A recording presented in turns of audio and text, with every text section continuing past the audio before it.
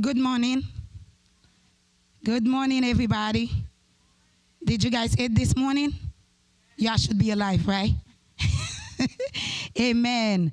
As the professionals are getting ready to come forward, they're having the technical issue right now. They're getting the stuff ready. So we're going to give them like a few more minutes before we present the first person to speak to our children, our youth, about the Career Day. We are excited to be here this morning. Amen. We want to welcome our brother Junior with the team from G-Shock. Can you clap your hands for them? Brother Junior, can you stand up with the group of kids that they are here to support and then to educate the kids? Amen. We haven't seen Brother Ferner yet from Bethesda. This morning we have a lot of church that's supposed to participate with us. And we have our professionals. We're going to ask our professionals to take the row, first row, please. Miss Ade, come forward. Sister Nelson, Sister Vanessa. Brother Ricardo is helping us back there. We want you guys to sit up front so everybody can see our professionals. Should I say it in Creole? I think everybody understands us, right? Amen. Nous disons Dieu merci pour tout le monde qui vient supporter nous matin. Nous avons plusieurs différents professionnels qui sont ensemble avec nous. Nous avons qui dans route qui sorti loin. So nous disons Dieu merci pour tout le team qui vient là pour venir aider nous avec Timonio concernant le collège pour préparer gloire à Dieu. And yes. Sister Ellen, are you ready? Miss Ade, are you ready? Sister Vanessa, are you ready? Brother Ricardo, is Miss Ade's slides ready?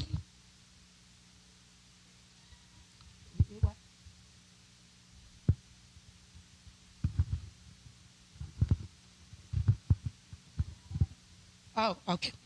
All right. We're going to give a few more minutes whenever the technician is ready for our first person to present.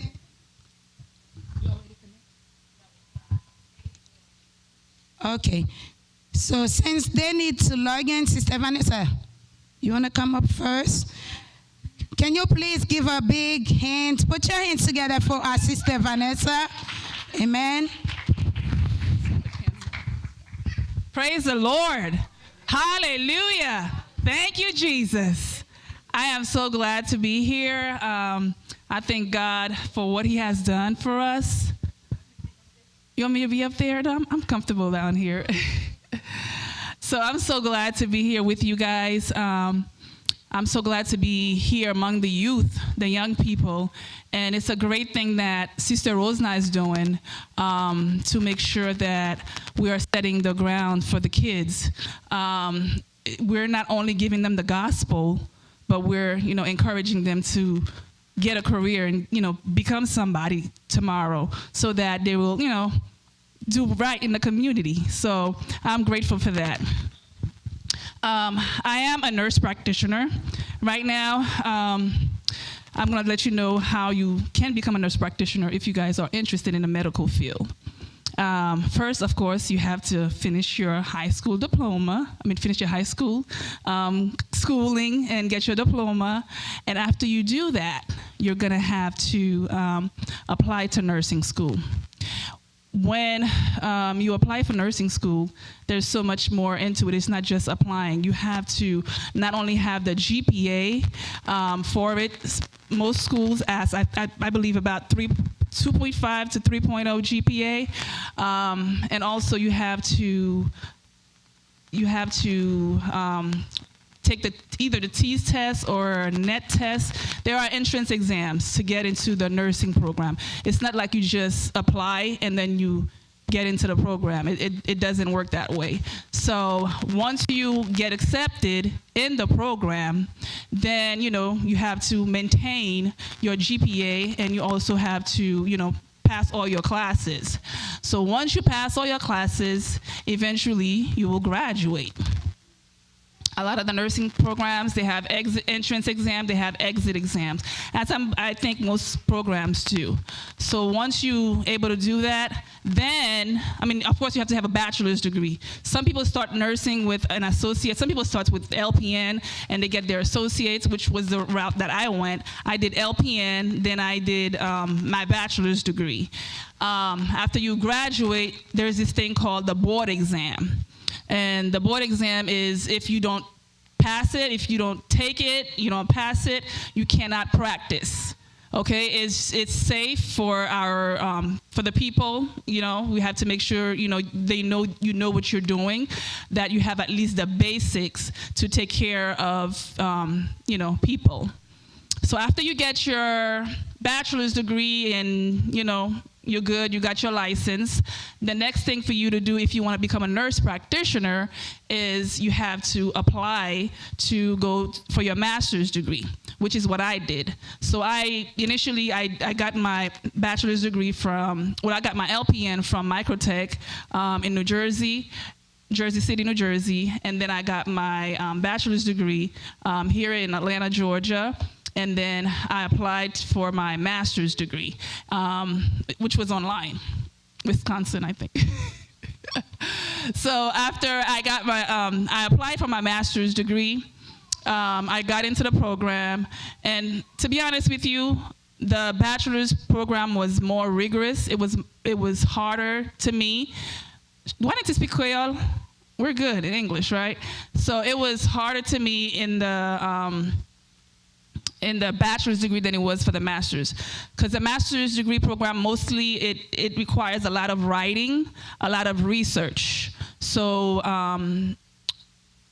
you write a lot. If you love to write, you'll be able to get through it. You have a lot of posting to do. After you do, you pass your classes. Of course, there's a midterm, and then there's an exit exam that you have to take, and you have to pass the exit exam. If you don't pass the exit exam, you cannot get out of school. So you take the exit exam, you pass it, and then now again there's another board exam. So once you pass your board exam, you're able to practice.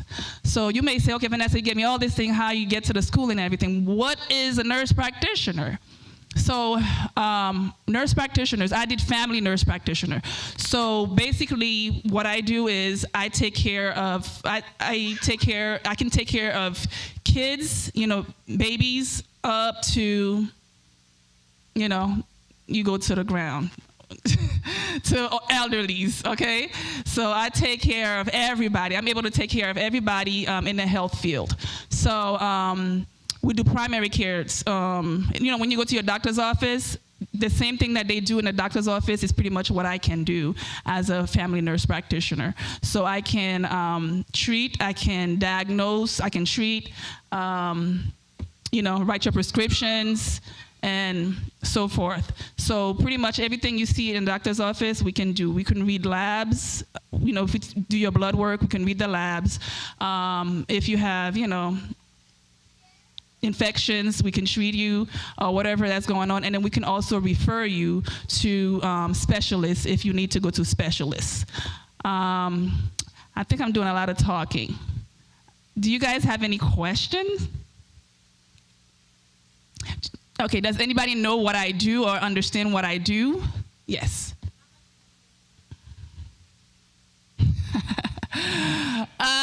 Okay, a nurse practitioner, it depends on the state. So, are you asking me how much money I make? All right, so here in Georgia, I think they start you from $85,000 to $120 as a family nurse practitioner.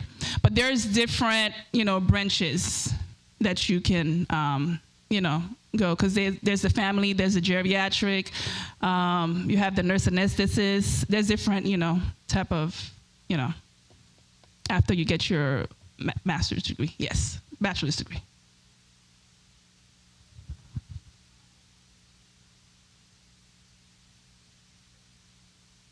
Oh, Okay, so she's asking why did I get into the nursing field, into the medical field. Okay, pour qui ça moi fait moi t'ai entré là-dedans. Honestly, initially, Lem fait commencer, lem fin l'école. I'm gonna answer her in Creole because she asked me in Creole. Lem commence, I'll say it in English as well. Lem commence, lem te fini high school, pas comme ça m'te faire. So my mom moi te nurse elle te Haiti. So l'elle fini, l'elle ouais pas connait qui ça me faire because I didn't have people like Serwosna who's doing what she's doing with you guys. So I didn't have the guidance. I didn't know what I wanted to be. Mais comme ça m'te faire. So maman m'a dit pourquoi ça pas faire LPN. So she said yo fait un pile l'argent and to be honest with you m'pas aimer l'école. I didn't like school, so I didn't know what I wanted to do. So, so dit pourquoi ça pas faire LPN? And I said, what is that? So what my mom did, my mom menem na travail avec elle. My mom took me to her job because I didn't know what I wanted to do. So she took me to her job, and she had me followed one of the LPNs to see what they were doing. And then my mom fait m'aller dans travail li fait moi suivre une LPN yo et pour moi qui ça li fait. So when I followed her and I was like, oh, okay. So she took me around with her and of course I couldn't see, touch patients or anything, but I saw what she was doing. And it was a night shift. I went with her and I was like, okay, it's easy. My mom said, yo fais un pile l'argent. So she said, go in there, go and do that. And it was short term. It was 1 year. So because I didn't really, care too much about the schooling, and it was 1 year, and you could make a lot of money. I said, hey, not a bad idea. So, I'm sorry, I went back in English. Maman m'a dit, yo fait un pile l'argent, et puis tout, l'école là, c'était seulement 1 an. So, me dit, OK, l'école là. So, m'appliqué, m'prend test, m'entrer dans l'école là. So c'est ça qui fait m'entrer dans nursing parce que maman moi était son guide pour moi, lui dit moi qui ça, il comprend comment il fait et puis tout. And I was young. I think I did it I was 21. I went into the school I think 18. No. I went in at 20. I finished at 21 I think. So et puis tout, l'ai fini in 1 year, not 1 year, in 6 months, honestly, because I was working like 1 day extra, or not 1 day extra, 1 shift or 2 shifts extra. Within 6 months at that time, back then, I made $55,000. And I was like, you give $55,000 to a 21-year-old, that's a lot of money in 6 months. And I was like, okay, well, I like this field. I didn't like it. I didn't like the job per se, but I liked the money. And then I paid $12,000 for the program. And within that 1 year, serré l'argent, and then I met my husband a little bit later, and then he made me pay, the school fees. So he made me pay the school fees so I wouldn't have any loans before we got married. He's a smart guy. So that's how I got into the nursing field. C'est comme ça que je suis entré dans le field nursing là, parce que maman était un guide pour moi tant que Serwosna.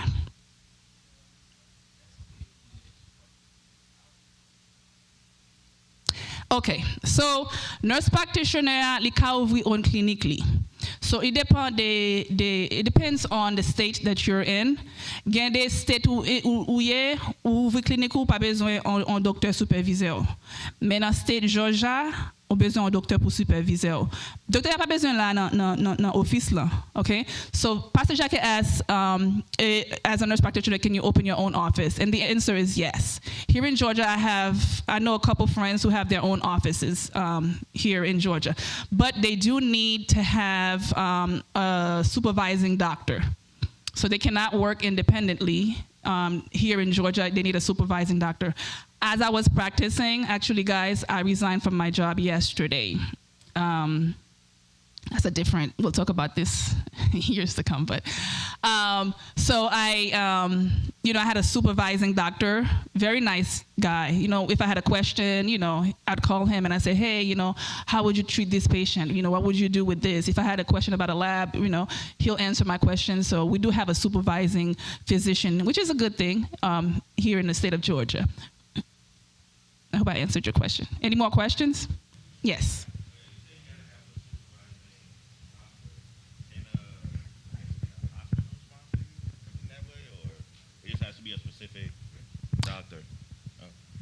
Well, yes. So in a hospital setting, you still need a supervising doctor. Here in Georgia, period, you have to have a supervising doctor. You cannot. They're not going to be with you everywhere you go. My supervising doctor is always in his office. If I have a question, I'll call him. But mostly, if I have a question, I'll call my NP, friends, and then we'll kind of discuss it together. And but whether you're in a hospital setting or in your office, you do need somebody that you're under, that you're working. You cannot work independently here. But some states, you can work independently. You don't need a supervising physician. Good question, guys. Yes. I'm not a doctor. I am a nurse practitioner. It took me, it'll take you about 6 years to get that after your high school. Yes. Yes, Caden. Yes, very good question. There is a difference. The doctor is considered higher, and the nurse practitioners come under. But we're not below anybody, really. It's just, the level of education. Of course, they went through more schooling than we did, but their degree is considered higher. Yes. They do make more money. It depends on where you go. So, the finances. It depends on where you go and where you practice. So, you can make good money. I'm going back to school, guys. That's my plan, to go back to school so I can make more money. Any question? More question? Yes. No, I'm going back to school. I'm trying to go back to get my certification in mental health so I can be, so I can practice as a mental health nurse practitioner. There you make more money.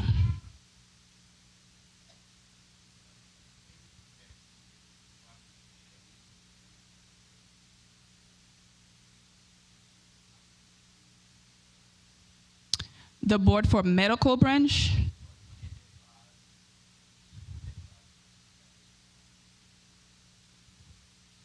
For the medical or for the NP?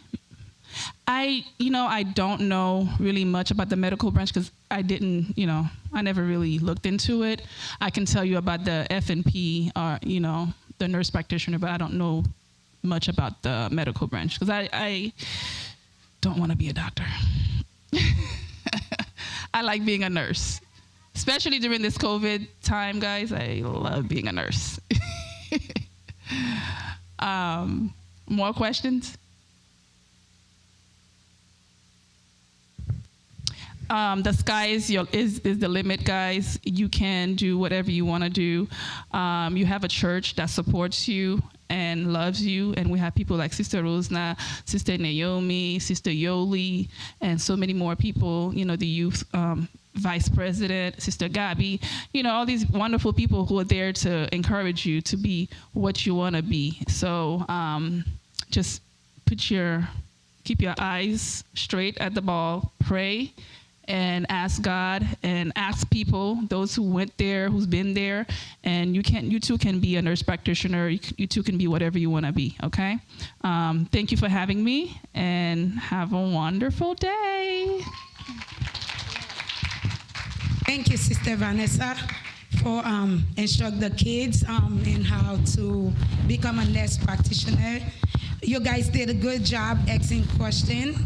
And keep it up. Everybody you see that come up here, make sure you ask questions. And do ask them how much money they make. You see Sister Vanessa stopped working. That means she already loaded with money, right? As a nurse practitioner. So that means now you guys are taking lessons. Make sure you write down, all the little details. Amen? And right now we're going to have Miss Ade coming up. She will introduce herself. Amen? Amen.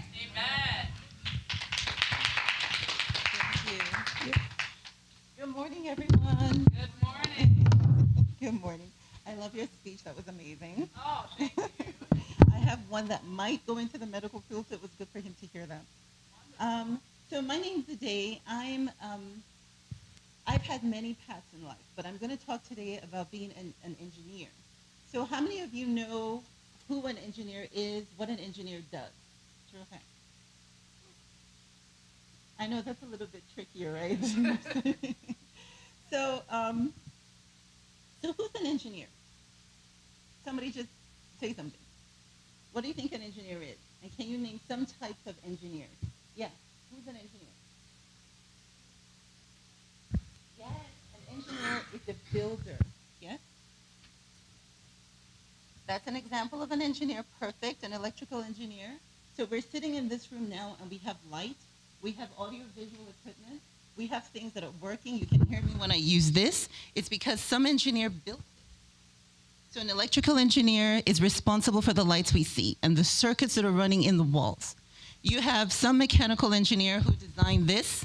You have some audio engineer who made it possible for me to amplify my voice as I'm speaking.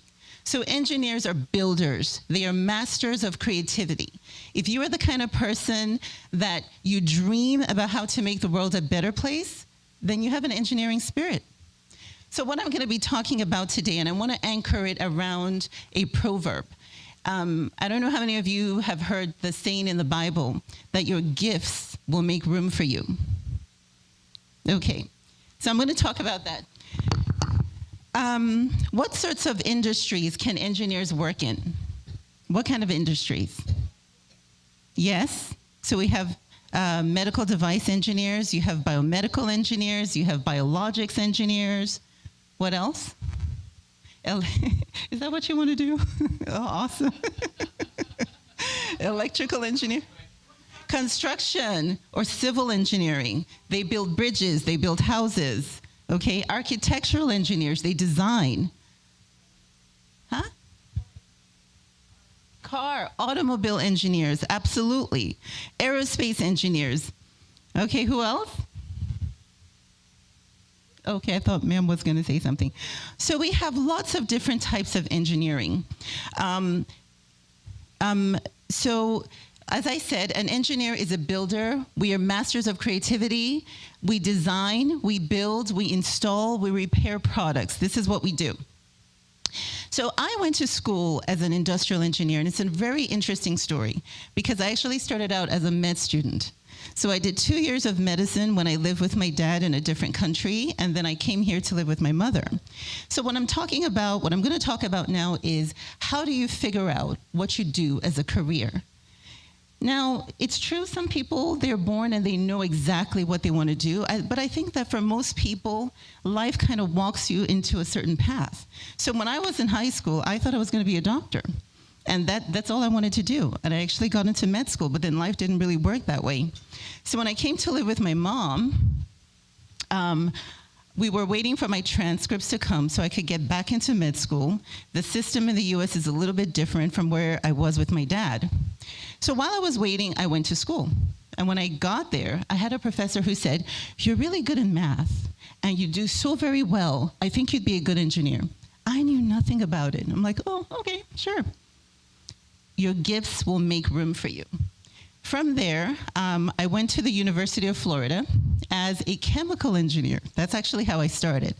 And because I had taken so many classes, I had trouble in chemical, and I would have had to do 1 extra year in school. I'm like, I'm not going to do that. And so another professor showed up and said, "You've been in my classes. I think you would be a great industrial engineer." And with industrial engineering, I didn't need that extra year. So I'm like, okay, sure, I'll do that. I absolutely had no idea what this was about, but hey, I was good, so just do it. So I became an industrial engineer. I will show you an example curriculum a little bit later. Industrial engineering, industrial and systems engineering is a 5-year program. I think in some schools, industrial engineering is 4 years. So I'll show you an example curriculum. Who can be an industrial engineer? Who can be an engineer? What sorts of things do you think you have to be good in school? Science? Design? Sure, we're talking about high school. Yes, you have to have some math ability. If you hate math, yeah, well, maybe. What else? Critical thinking. I love it. I love it. Do you want to expand on that a little bit? Okay. You have to be an objective thinker. You can't. If you're the kind of person that's curious, you're the kind of person that questions, you're the kind of person that's, you want to know how things are done, then I think that's a good path for you. Physics, yes. So our physical sciences, chemistry, physics, mathematics, do not worry about things like calculus. You'll get there. All of us were like, oh my God, calculus. But we made it. We made it through. We're fine. Okay? So it's fun. Okay. So let's see what else I got here. So industrial engineers, masters of the process. They take, oh, what happened? I know, right? Our IT guy, our IT engineer, what's up? All right, I'll just keep talking. So I said we take a design idea. So I've worked with many manufacturers, many different types of companies, and I'll show you some pictures in a minute. But it's true. These companies will come to you as an engineer. They'll literally draw something on a piece of paper and say, I want you to come up with something that looks like this and that does this. We're trying to design a new plane, and we want it to be so silent that when we're flying, the enemy can't hear us. We don't have something like that. Nothing like that exists right now. So as an engineer, you get in your team, you huddle, and you guys have to sit and figure out how we're going to make this. Okay, okay. So what does an industrial engineer do? Who is that? So you have a mechanical engineer, and so what I'm talking about is in the life cycle of product design. You have, I'm going to use, let's say, this bottle. So you have, somebody says, Aquafina is a manufacturing company, they make bottled water. And they're like, okay, we want to make this bottle. So the design engineer will take what they have been told, we call those things requirements, and they will figure out how, what the bottle is going to look like, how big it's going to be, how much water is going to be contained in it, how cool the water has to stay over a certain amount of time. So this is what the design engineer does. They put all of this ideology together and they come up with some sort of blueprint. Then comes the manufacturing engineer, which is what an industrial and systems engineer is. That's what I did. And what we do is we figure out how to make this, how to build it, how to take one idea on a piece of paper and commercialize it. So that design engineer will build me one prototype. He will say, okay, here, a day, this is what it looks like. This is my design.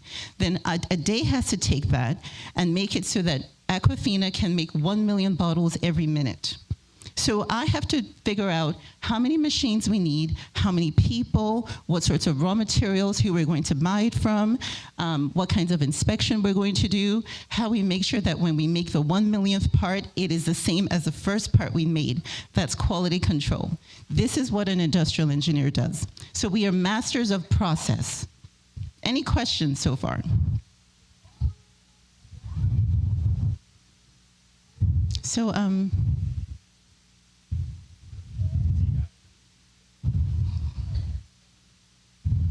you guys are missing my wonderful pictures. So as I was talking about what led to my current career path. So I graduated from the University of Florida. I have a minor in sales engineering. It doesn't really mean anything. When you go to school, you have the opportunity to do your core program, but then in engineering anyway, I don't know how it is in the medical field, you have opportunities to do supporting programs, and it's always good because you pad your resume. I never used sales engineering, didn't even know what it was, but it was an extra semester and I could put something on my resume, so I did.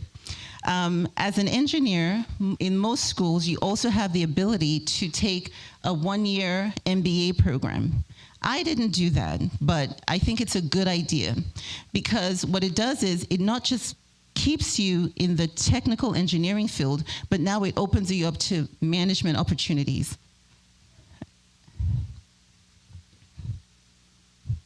Yeah, I need this presentation because it's got all my pictures in there.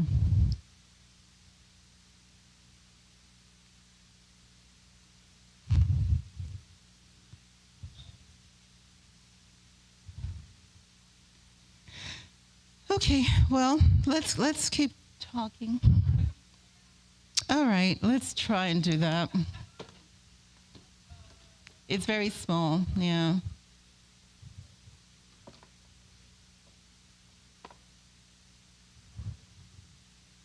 Let me see if I can share my screen.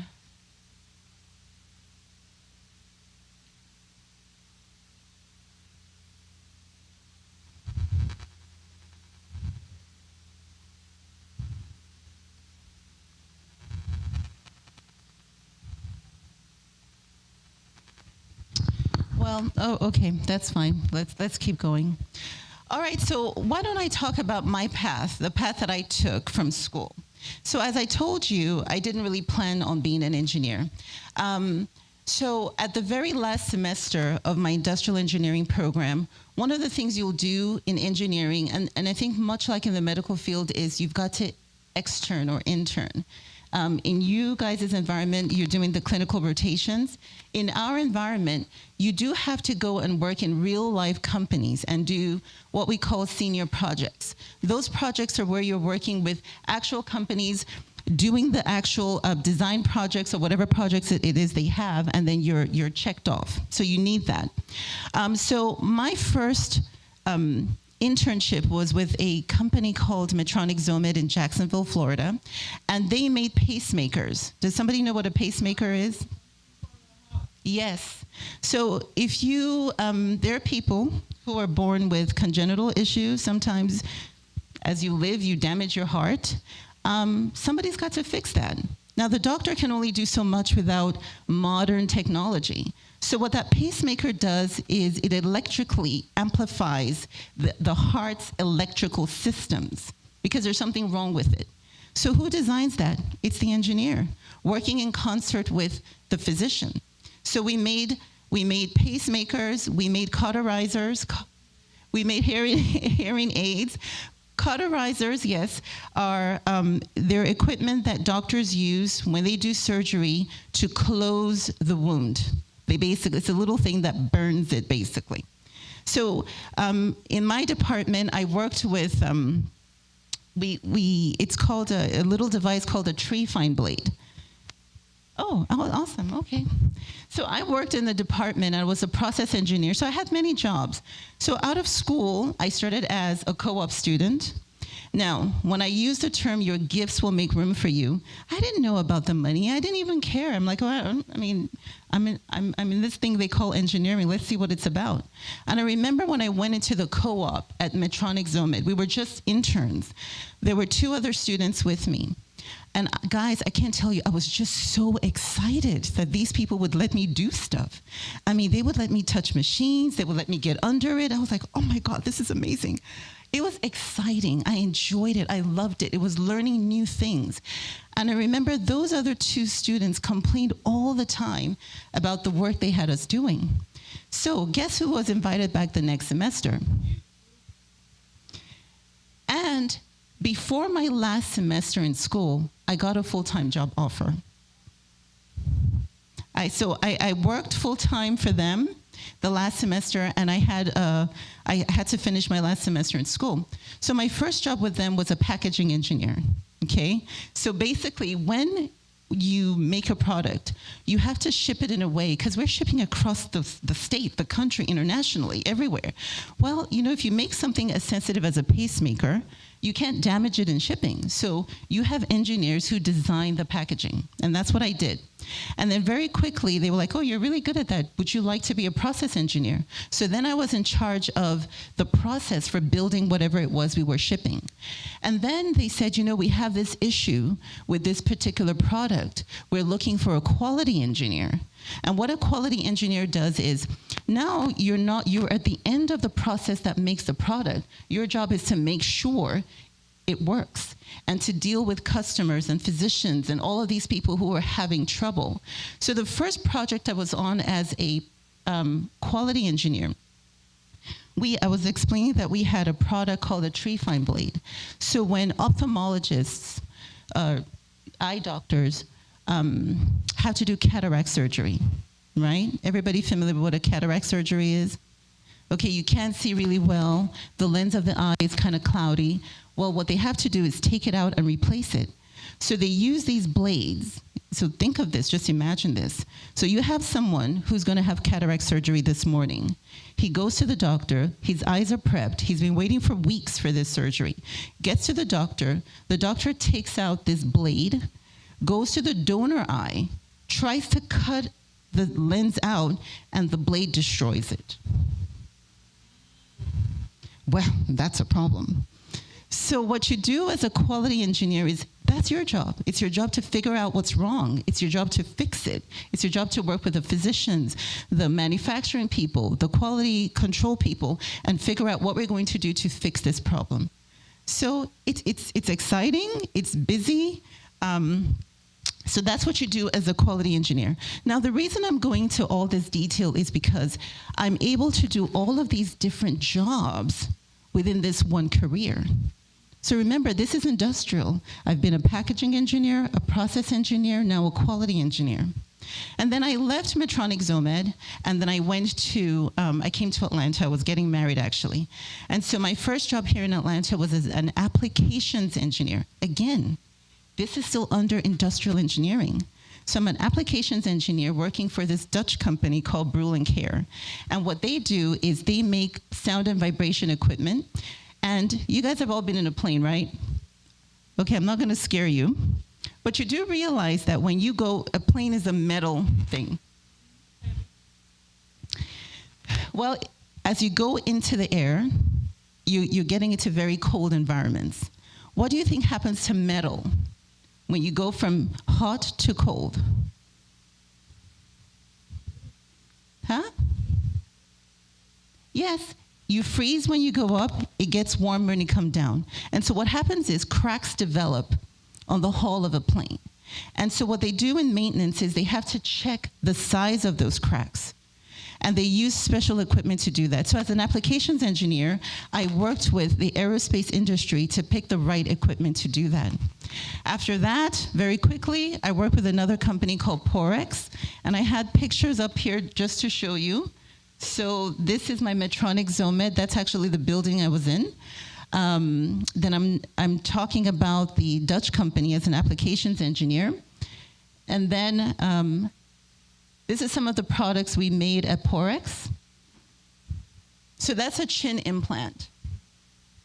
And those, the middle picture are nibs. Those are the, I guess, the tips of your pens that you write with.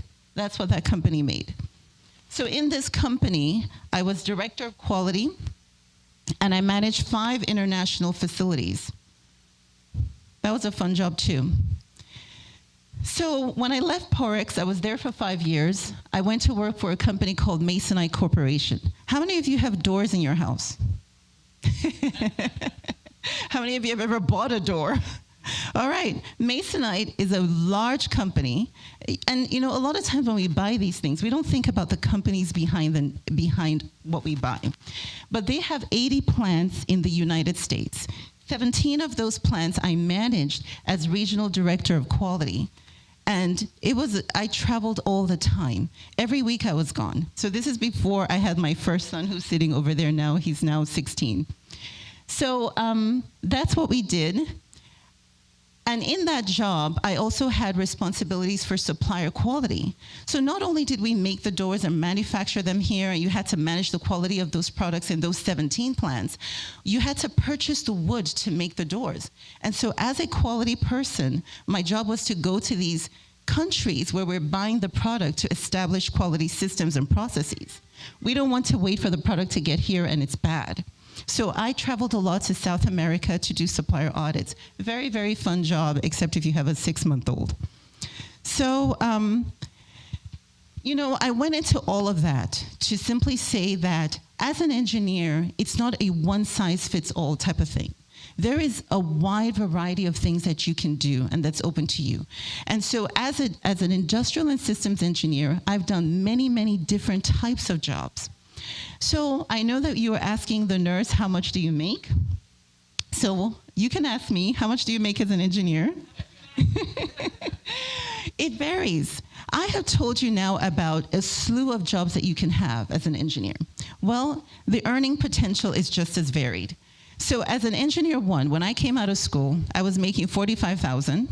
Okay, it may have been higher if I wasn't an intern first. So the Georgia Tech graduates, and right now I'm a senior engineering consultant with Georgia Tech. All of you familiar with Georgia Tech? Okay, so what it is that the government has a program, it's called the Manufacturing Partnership Extension Program. And really what they do is that they hire state professionals to work with these manufacturers to help them. Because, you know, the more our manufacturers can do, the better our GDP. So that's the program that I work with at Georgia Tech. So as an engineer coming out of school, maybe 45, 55,000. As a Georgia Tech graduate, because these kids are just in such high demand, you are walking out with your engineering degree, no experience, you're making 60 to 70 flat. That's it. As an engineering manager, 85 to 100, a director, 105 to 150, an engineering consultant, probably it is more than that. A lot of this depends on the size of the industries that you work with, or the size of the companies that you work with, and what you personally are able to do. As a private engineering consultant, I'm honestly underestimating. I really am. As a plant manager, that was what my plant manager made. And if you have your own business as an engineer, remember, we are taught to think. If you have your own business as an engineer, really the sky is the limit. So any questions? I don't think you can see this. I was trying to give you an idea of what the curriculum looked like for an engineering program. As I said, most programs are 4 years for an industrial engineer. Industrial and systems, it's 5 years, but the entrance requirements are, you know, calculus, chemistry, physics, and those sorts of things. All right, so my final thoughts, really, there are no limits except that which you create. Remember, it's not so much about money. Try to, as you think about a career, try to think about what you have an interest in, what you're good at, what you like. You know, match that with hard work, and the money will come. I promise you. All right. Any questions? Because I think I'm over time. Yes, sir.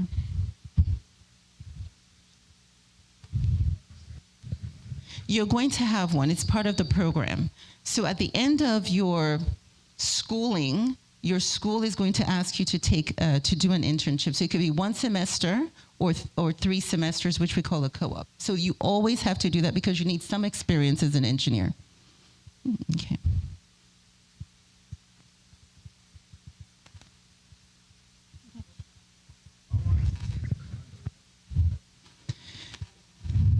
A lot of that depends on you. A lot of that depends on you. So there are people that I graduated with, they're still at engineer 1. So if you're a hard worker, and that's why I started with the phrase, your gift will make room for you. If you're willing to learn, you're willing to do the hard work, you're willing to bring your all into it, trust me, people will make room. They will allow you. I am a black female in a technical field that is predominantly male.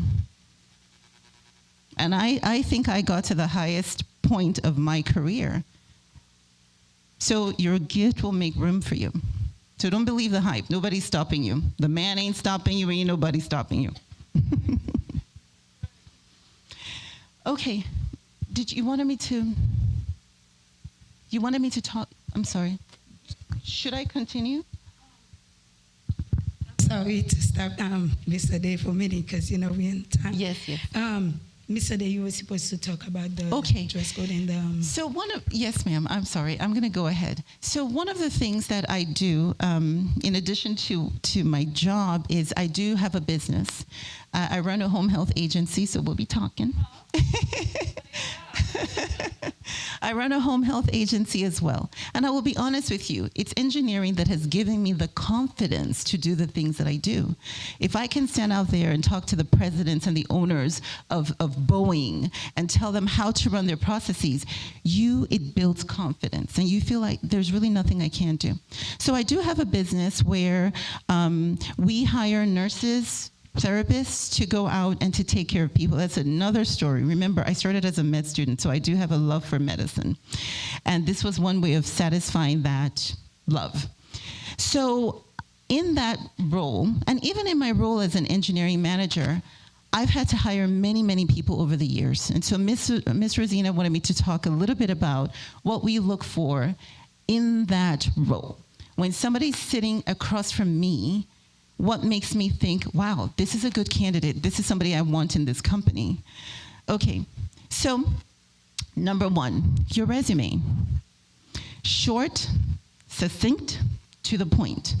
What I'm looking for is, what have you done? And what can you do for me? You're great, but remember, I have a job that I have to fill, right? And I need to know that when I choose you, you are going to represent me well. So I don't want prose. Don't write long resumes. If your resume is more than 2 pages, it's going to be a problem. People are just going to dump it.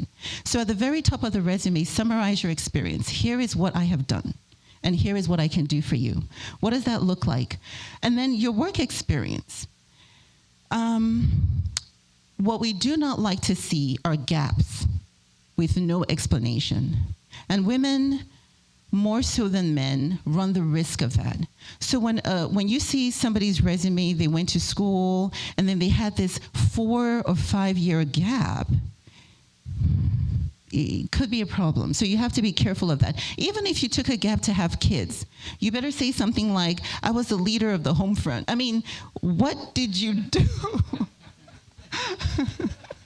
What did you do during that time that shows me that I can depend on you? That's the point. Then the other thing we don't like to see are quick turnaround. You've been at every job. You're at a job for 6 months. You're at a job for 5 months. You're at a job at 1 year. No. It comes across that you are not stable. Again, remember, it costs companies upwards of $20,000 to bring a new person in, train them, because there's a period when you come into a company where you're not productive. It doesn't matter what you think you're doing. This is the truth. So it takes about 6 months to a year in any new role, even if you're an experienced person, to really start to produce at the level that you need to. So it's an investment from the company. So if you are somebody who seems like you're jumping, the resume is just going to go in the trash. Okay. So we talked about having a resume that's clear, clean, direct. Use full sentences, people. If your resume doesn't read right, and then you tell me you're an excellent communicator, no. So use full sentences. Do spell check. Make sure that your thoughts are clearly represented in that resume. You only have one chance. And so when I put an ad out for a job, I could get like 300 to 500 resumes. So I'm looking at the summary and I'm quick. We're just throwing stuff out. And so something in what you say has to stand out. I saved, if you're a nurse practitioner, put it there. I'm a nurse practitioner who does OB-GYN. Your skill, your credentials, be quick. Do not start with, oh, I'm a friendly person. I don't care. Not right now, I don't care. I need to know what you could do for me. So very quickly. And please do not lie on your resume, because they will do a background check. They will call your references. And if something doesn't shake out, it's over. Okay, I think we all know that. Now, in the interview process itself, okay, let's talk about how we look. When you come in the door, as soon as you walk into that building, everyone is assessing you. They start from how you look. So if you're wearing bathroom slippers, first of all, everybody knows you don't do that. But how you look communicates how much you want this. So if you can't be bothered to dress the part coming for an interview, do you really want that job? So I'm gonna move on. I mean, and you can tell when you come in and the people are not really engaging with you, that interview is over. Just go. So you dress the part, you come in, you look like you're ready. You look like you're, and then be prepared. Be prepared. What do I mean by that? Know yourself before you come to an interview. What do I mean? What are your strengths and your weaknesses? Don't sit there and be like, I think I'm a great person. Everybody tells me that. What are your strengths and your weaknesses in relation to the job that you are applying for? So somebody give me an example of a strength real fast, because, I have other people. Yeah, I like you. I'm a strong communicator. Don't be shy. Don't be aggressive. Be confident, be humble, don't be aggressive, but speak your strength, because that's what they're hiring. I'm a strong communicator. This is what I've been told. I write well. I am a hardworking person. I'm dedicated. I'm loyal. I'm reliable. I am here in the morning when you come in, and I am the last person to leave, and my work speaks for itself. This is what my supervisors have told me. What are your weaknesses? I don't want to know that you yell at your kids. That's not what we're asking you. When we talk about weaknesses, we want to know what you think are your personal limitations and what you are doing to fix that, So just be prepared. Practice these questions. If you go online and you Google common interview questions, you're going to see them. Sit down with your friends, your family members, and just practice talking through these things. We talked about dressing the part, be groomed for success. You don't have to overdo it, no heavy makeup. And women, please, for us, we are very criticized and objectified, okay? But unfortunately, that's just the world we live in, okay? So come in neat clothes. Do not show body. We're not interested in that. Do not show body. That's good. You look ready to come for an interview. So would you like to stand and demonstrate for us? Yes. Naomi, stand up. Come on. Do not be shy. Yeah. I love it. Okay. What does that communicate to you? The hair is groomed. She's got a nice jacket. She looks professional. It's not over the top, but she's ready. Okay. So that's all I'm going to say. Man, comb your hair. Please comb your hair when you come for an interview. Press your shirt. I mean, just look like you're ready and you want this job. Okay. Demonstrate a positive attitude. Really, you could have a great resume, look the part, come across really well, and then you open your mouth. You have got to say the right things. Even if in the last job you fought with your supervisor, called her a nasty name, do not say that at the interview. They will always ask you, why did you leave your last job? Be prepared. And hopefully, the reason you give is going to be because you're going to something better. You were offered higher responsibilities. Don't talk about pay. Don't say, they gave me $1 more at the Piggly Wiggly. No. It's going to be, I had an opportunity to be in management, or I had an opportunity for more responsibility. Do you understand the difference here? Okay, we are concerned about what you're bringing for us. We will talk about money, but we're concerned about what you're bringing for us. Yes, ma'am. Can I also ask you, why did the last person? You mean? Why did the last person? If you're hiring for a position, which I'm interviewing for, but I want to know yes. why the person you had before left also. Oh, yes, absolutely. That's fair. That's fair.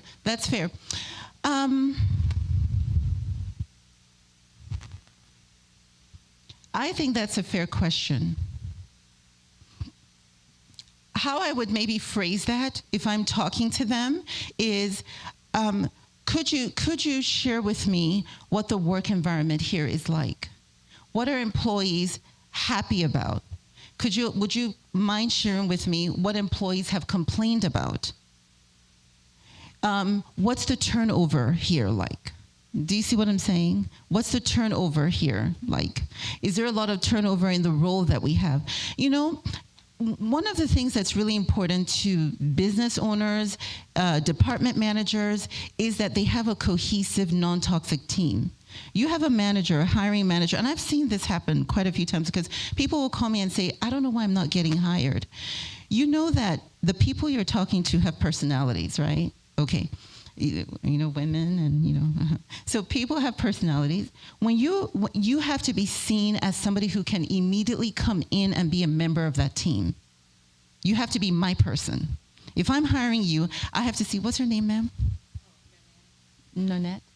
Oh, Norland. Okay. I have to see that Norland is going to be my person. I have to see that she's going to be on my side when she comes into the company. We all play politics. Okay, what I'm asking is that, you know, because some companies, they will hide, you know, the position because they I would say overfed the job description.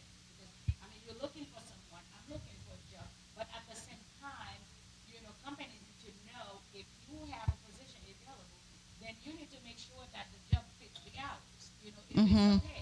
But some, I mean, especially right now, they're looking, I mean, I hate to say use the word, but they're looking for slave walkers.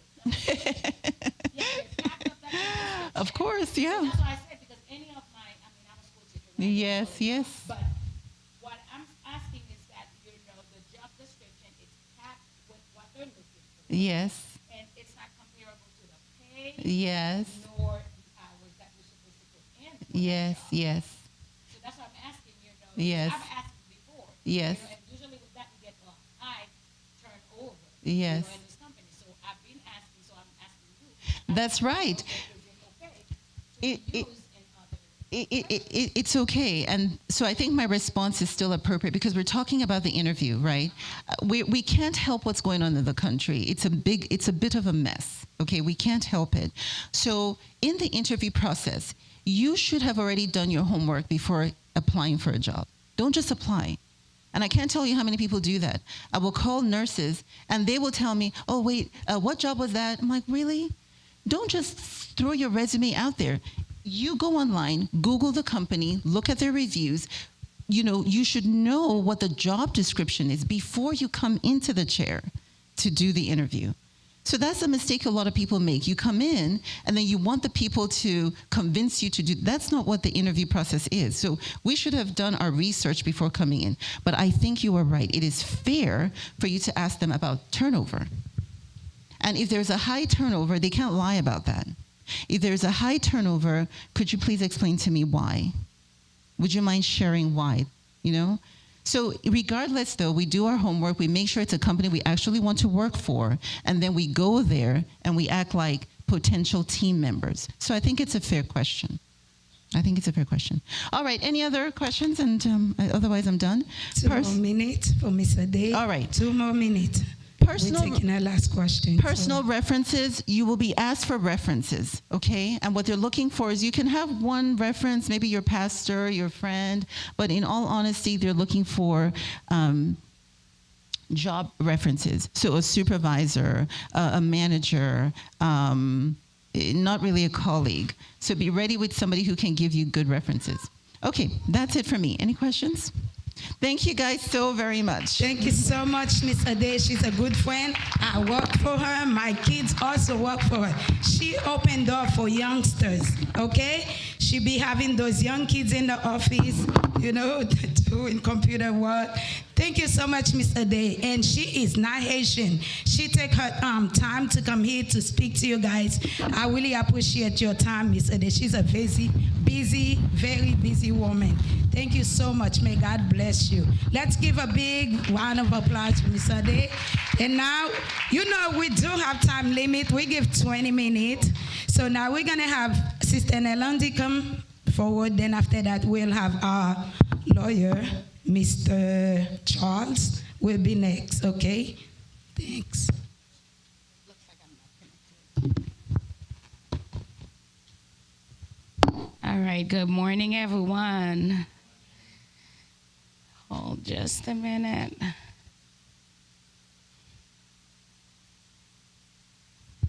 Okay, hold just a minute. Can you disconnect her, please, so I can connect?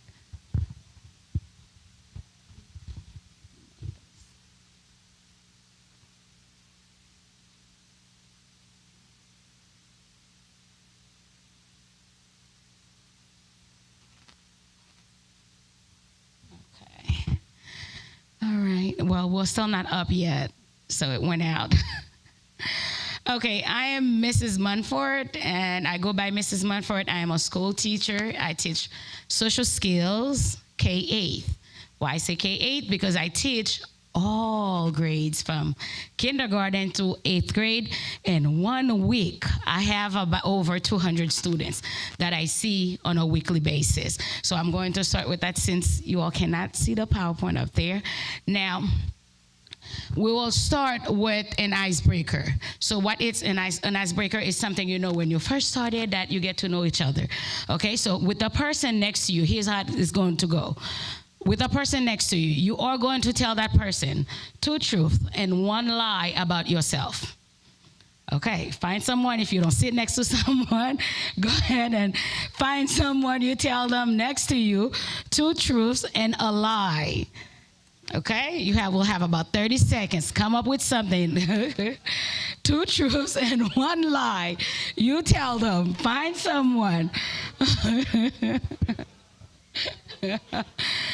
Okay. All right, now 30 seconds is up. Now they're going to have to figure out which ones are the truths and which one is the lie.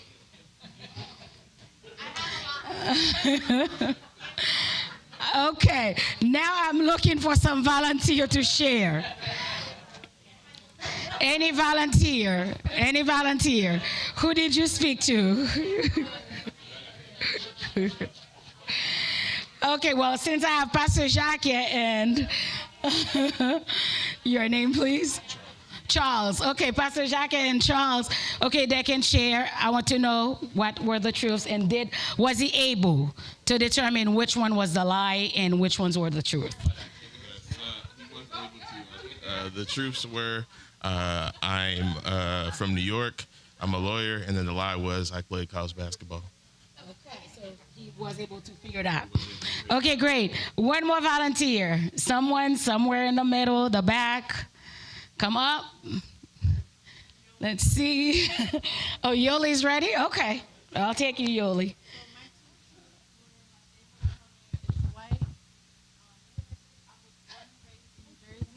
And the lie was secretly I'm a millionaire. Okay, was she able to figure out your lie? Yes. You never know. Just because you know, you could be a millionaire not even showing, okay? All right. Okay, just something for us to get to know each other, okay?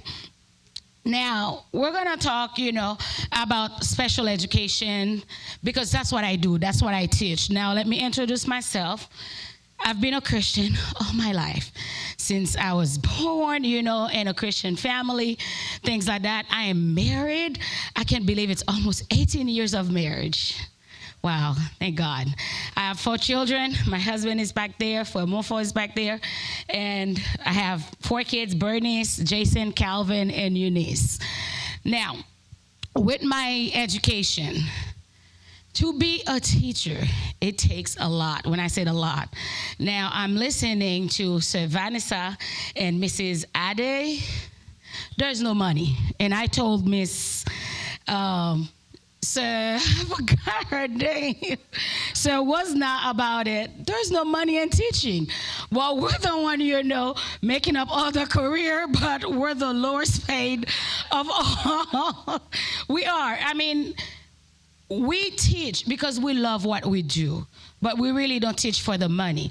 But what I always say when I go to an interview is, okay, I have to be able to pay my bills also. Yes, I understand, you need a teacher. Yes, I have the skills. I have the education, but also I need to be able to pay my bills. I love teaching, but guess what? In teaching, you really don't make that much money. Now, my degree, I have an AA, which is an associate degree from Florida.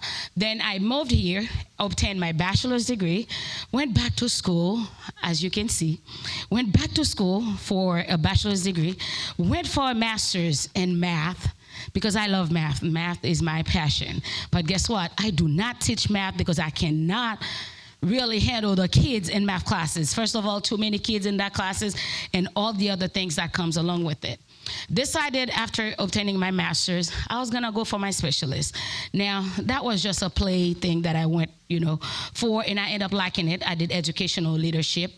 I did my specialist degree in educational leadership. So with the love of learning and still not making any money, I decided that I was gonna go for my doctorate degree. So I'm literally one class away from getting my doctorate in special education. Now you might ask, why special education? So I am going to tell you, about special education. I was a French teacher before. Now I have been in education for 22 years. I can't believe this. But because I did different sections of special education, I was a substitute teacher, I was a teacher assistant, but my very first job in education started as a translator. I was in Florida, we all know in Florida with the population growing, and they were looking for someone to translate. So right after high school, I decided, okay, let me do that. Now I have done different areas I've also, like she said earlier, I took some time off because you can see with 4 kids, there's no way that you are going to be able, to keep going without taking time off. And that's exactly what I did. Hold on just a minute. It's on my phone. Can you turn your phone, please? Thank you. Okay. Now, for special, to be a special ed teacher, you have to go to school for 4 years. Now, you have 2 different paths that you can take. The first one is to be an education major. If you are an education major, now it depends also on the state that you are in. You might not be required to take a subject area. So basically, to be a teacher in general, you have to have a subject. You can do multiple subjects, but you have to have a subject area. If you have a degree, let's say, for example, you want to teach math and you went to school for 4 years and you get, a bachelor's degree in math or in math education. Now, the state of Georgia will not require you to take that subject area test. But if you have your degree in something else, then you will be required because you have to show that you know the subject in order for you to teach it. Am I clear a little bit here? Okay, perfect. So it depends on what you want to do. There are multiple subject areas. Like for my case, I'm licensed in Georgia, I am licensed in Florida, and I'm also licensed in Arizona. Now you might want to ask why, because different states offer different things, and my next goal is to be licensed in New Jersey because that license lasted for 12 years and I don't want to keep, going back and forth with, renewing my license. Now, if you want to be a special education teacher, first, I will not be so focused on that education part. You need that education part because special education goes above, you going to school because you be working with a different population. Now, when I say different population, it's the population that a lot of people do not understand. Even us as parents, we tend, especially in the Haitian community, we tend to deny certain things that goes on with our children. And that's where special education comes in. A lot of parents think, okay, well, my child cannot sit well, they're moving. That does not mean they're gonna be qualified for special education. It goes beyond that. Because we have kids, who are disabled. Now, we have different type of disability that goes from autism. We've got deaf and blind. And one thing, that we have seen higher numbers of this year is for emotional and behavioral disorder. That's EBD. When you have those kids, a lot of, schools, they're saying, well, because the child can see it. Now, remember, we've been in confinement for so long now, for what, almost like 3 years since the pandemic. So when you have kids socializing less, what are you going to do? They have to get that thing out, what they have inside. It's bubbling inside. They have to get it out. So when they finally went back to school, a lot of behaviors that we have not seen before are being shown now. And as a result of it, the school district, they're saying, okay, something is wrong, so we need to start the process of getting them into special education. When those kids are not really qualified, it's just that they've been inside for so long, and now they're finally being able to express themselves. So if you are, as a parent, you're in that case, and you need some more information, you can reach out to me and I'll be able, to tell you more. Don't let the district, I'm not saying there's something wrong with special education, but you also want, what's best for your child. Okay, now under special education also, we do have intellectual disabilities. We have significant development delay. Now, this is the part that I taught for a couple of years. Significant, we're talking about the nonverbal babies.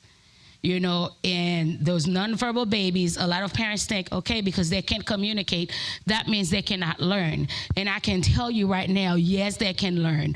I have taught them with pictures, and you will be amazed to see, when you're teaching them math, showing them the pictures, and once they get to the right answer, guess what? They're letting you know by just giving you an eye gaze.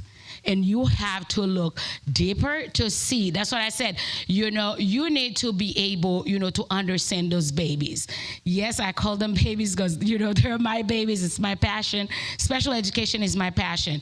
Now, to be in special education, you have to love kids. No matter what, you have to love kids, especially the ones, because they need that extra care. We have general education kids. Yes, they do need the care. I'm not saying to ignore general ed, then go for special education, but those special education kids, they need that extra care. They really do. And you have, as a teacher, you have to be able to provide that. And also, we have other health impairments. So the kids who qualified under health impairments are those kids, who were born with HIV or, diabetes, all those different, extra things. Then we have speech language impairment, and that's another thing. Parent thinks that because their child can speak, they don't need speech. Speech goes above, just speaking. Now, we also have traumatic brain injury, visual impairments. Now, the next thing that we're going to talk about is money. Yes, I know. Teaching is one of the professions that you really do not make any money, and I'm going to tell you like it is. You do not make any money for teaching, and different states have different, requirements. They also have different salary schedules. For example, right now, the state with the highest money will start a teacher at $85,000 is New York. That's $85,000.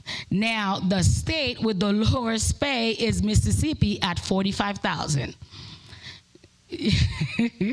Yes, so it really does depend. And also it depends on your credentials. For example, some states do pay credentials and some states do not pay credentials. You might go to school, you say, okay, well, after my bachelor's, I'm going for my master's. Some state, they will pay for your master's, then you will get something called a stipend, but some do not. But there are different ways that you can make money in education. You can tutor kids, but like I said, education, there's really no money, and I've told all my children that. I did it for the love, but not for the money. Just want to be able to pay my bills, it's for the love. If you think, that's your calling, that's what you love. Like I said, you're doing a career that you love, not something that's being pushed upon you. It's what you want to do. And I really love it when she said that, then the money will follow you. Now, since we're in Georgia, so I can tell you what the pay is for Georgia. Give me just a minute. Now, For Georgia, the starting pay right now, it all depends because, Georgia has many counties. It depends on the county. But all the metro areas that we have, such as Gwinnett, Fulton, DeKalb County, those metro areas that we have around here, they're around 57,000. But I work on an online school. So since the pandemic starts, I moved from Florida, so I work for an online school. So basically, I'm making way less than that because I'm online all the time because my school is online. So if I were to work for, one of the counties where I'm going to go in person, my pay will be around 72,000. So now my kids just find out something about me they didn't know because I never told them what my pay is.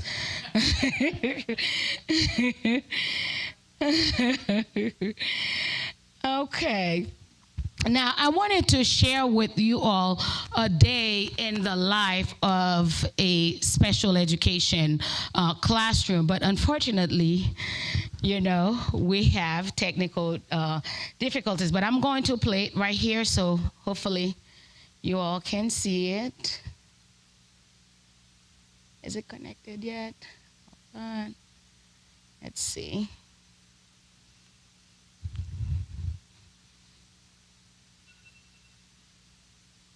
Okay, is it not picking up? Hold on just a minute.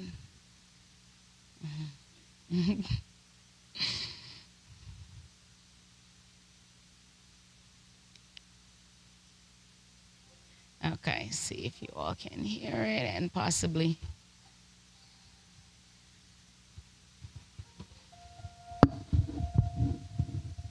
Will y'all be able to see it tilted? For us and coming in as a brand new teacher. Normally, I would not hire someone as a brand new teacher to begin a program. I just think it's hard enough figuring out what to do when you're just beginning. Okay, so today is a block day. So we will start out with a long art class. But she's astounding. What impressed us the most was her attitude is always about what students can do, not what they can't do. Then we'll go out to the grocery store, and as soon as they get back, they'll go to lunch. Right after lunch, job skills, a reading lesson, and they go to gym class. Okay, now I stop right there so you can see what she's doing. She is setting up the schedule for the day because you have kids in special education, who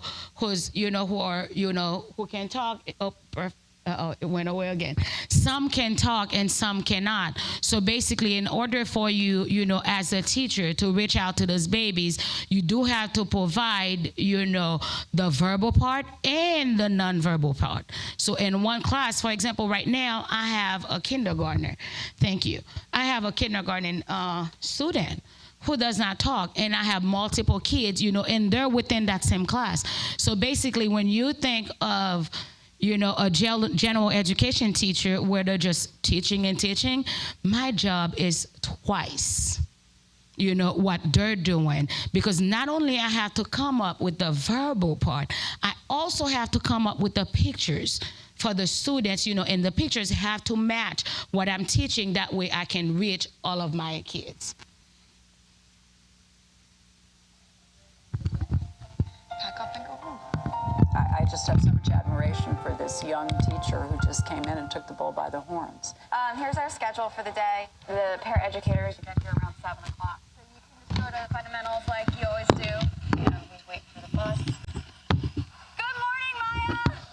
Good morning, Mariella. Good morning, Marvin. School community-based students are students who have significant cognitive disabilities and sometimes physical disabilities as well. And they're not going to special centers. John, honey, you not feeling good? It's a busy day, and it's a long day. You guys go ahead. I'm going to take John down to the nurse right now. John, hon, okay, calm down. Let's go to the nurse, okay? Let's walk, buddy. And the nurse isn't here yet. Okay, I wanted to stop right there, to bring attention to see what you just did. He came in, right? And he was sick automatically. I have dealt, with all of that. Before I left, Florida, while I was teaching, I taught those babies. There were significant delay. So basically the type of children that you think, well, it's almost like not just teaching, you also a nurse for them. Because they're with you all day long. You do have to change them, you have to feed them on top of teaching. So when you see, I'm talking about to the youngsters, when you are in your building and you've seen these kids, and I've taught my children, you need to thank God for the way that you turn out. You're not like them, and God, let you come out the way that you are. So basically, when you see these kids, passing through the walls, say hi to them. I mean, you might think that, okay, well, they don't talk, they're not. Yes, they do understand. The more that you're saying hi to those babies, the more that you're going to see when you stop and talk to them, they're going to laugh. So because they're happy that you're saying hi to them. Okay, my time is almost up, so. Okay, hold on just a minute, and so I can show you just a small clip.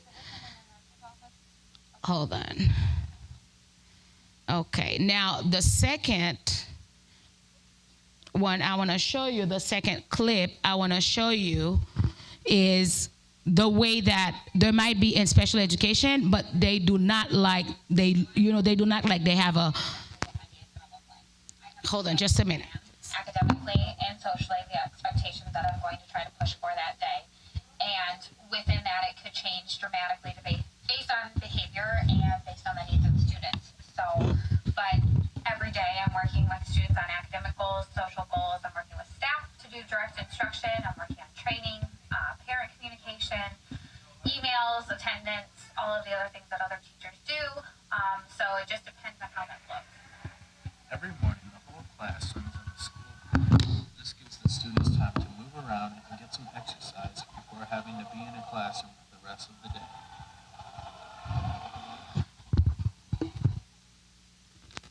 Okay, so I wanted to stop right there. Now, you're looking at every day, before class, certain activities that are, being done for these kids.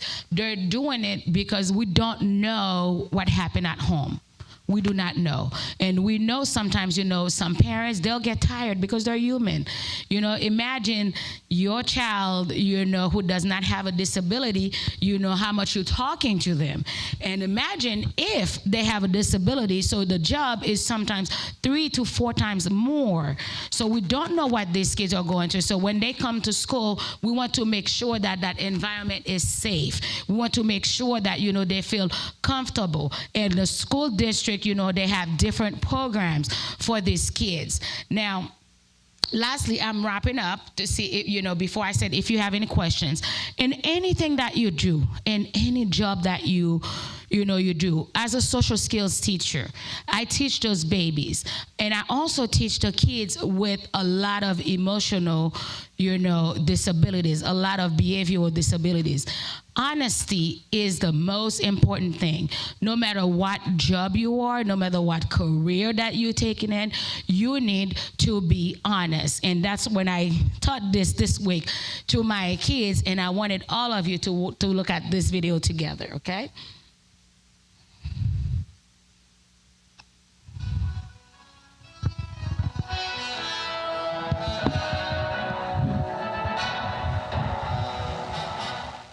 A CEO of a very successful company was about to retire. It was time for him to leave his seat and choose a successor. But he didn't want his children to take his position. He decided that he will choose a young executive from the company for the job. So, he called all the young executives to a meeting. I have decided to choose one of you. The CEO said to the employees. Everyone was shocked by the decision. The CEO continued. I am going to give a seed to each one of you today. This seed is very special. Every seed is of different plants. I want you to plant the seed and water it.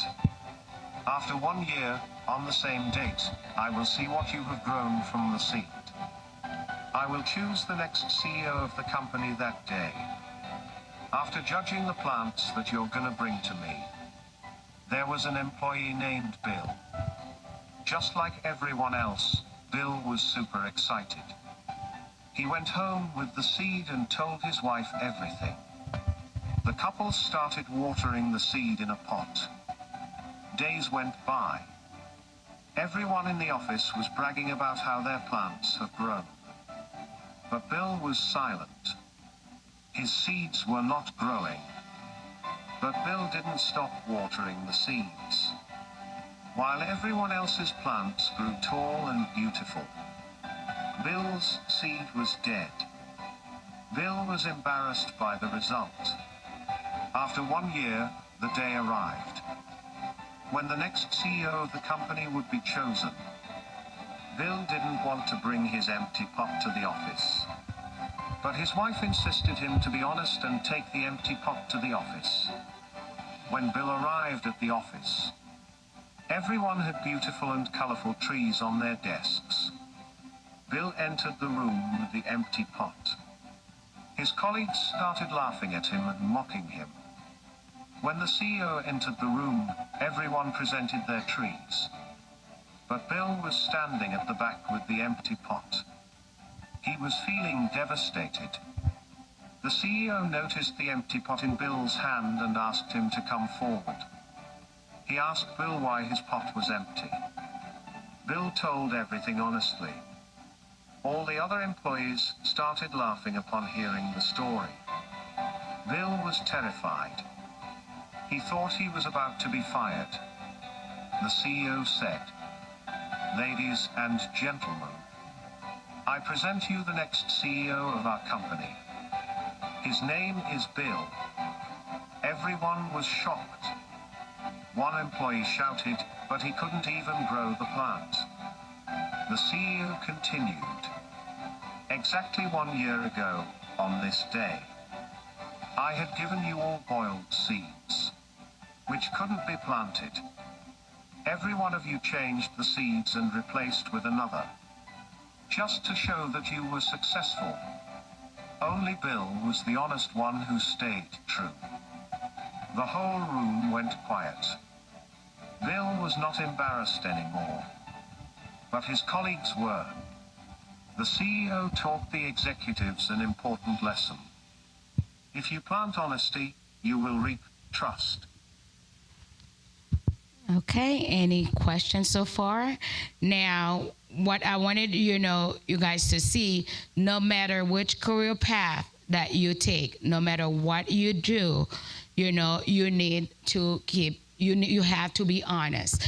And I want to leave you with this, with this Bible verse, which I can do all things through Christ who strengthened me.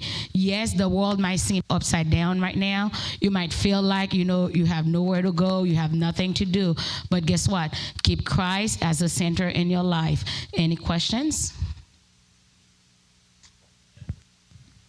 My question is, you must love what you're doing in order to be a teacher. And as you said that, if you see the job description, you got so much to do for less pay, and then you must love it another way. But my question is, would you encourage someone here to be a teacher? If it's a calling, we do have to have teachers, and I said I have had this conversation over and over with my kids. If you're gonna go into teaching, you have to go because you love it, because the pay is really not that well, but you can make it in other states. You can make it in Georgia because Georgia does recognize your, experiences, your degrees and all of that, but not all the states do that. For example, we have our neighboring state, which is, South Carolina and North Carolina. They don't recognize your degrees. So basically, whatever whatever degrees you have, you're in the same pay as a new teacher. Yes, yes. And the pay is when I said very low, even with Georgia compared to Florida, Georgia pays more than Florida. And Florida, got a bump in pay last year. Yes.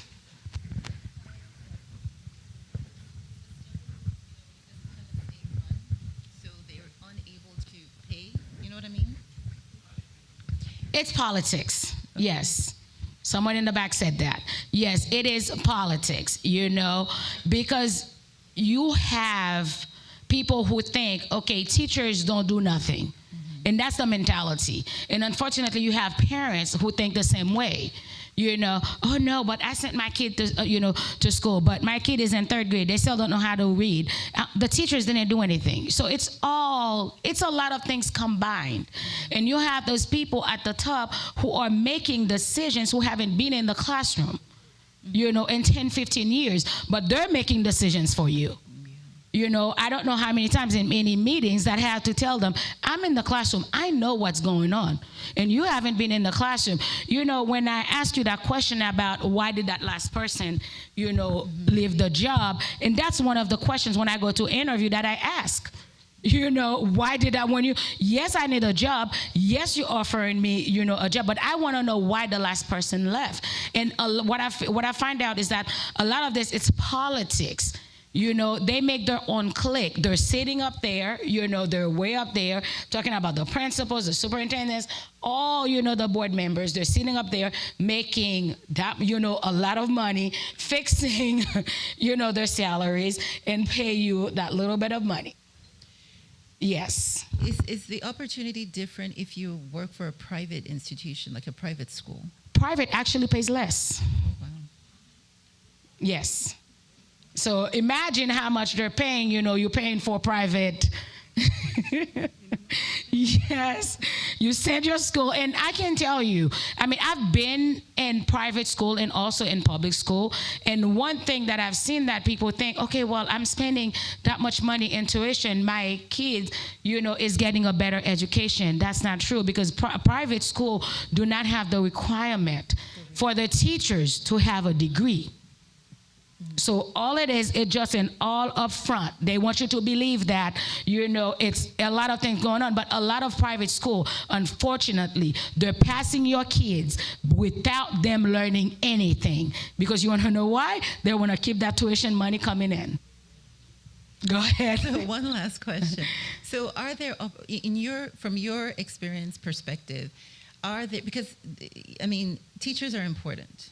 I personally wouldn't be here if it wasn't that I had some very good teachers.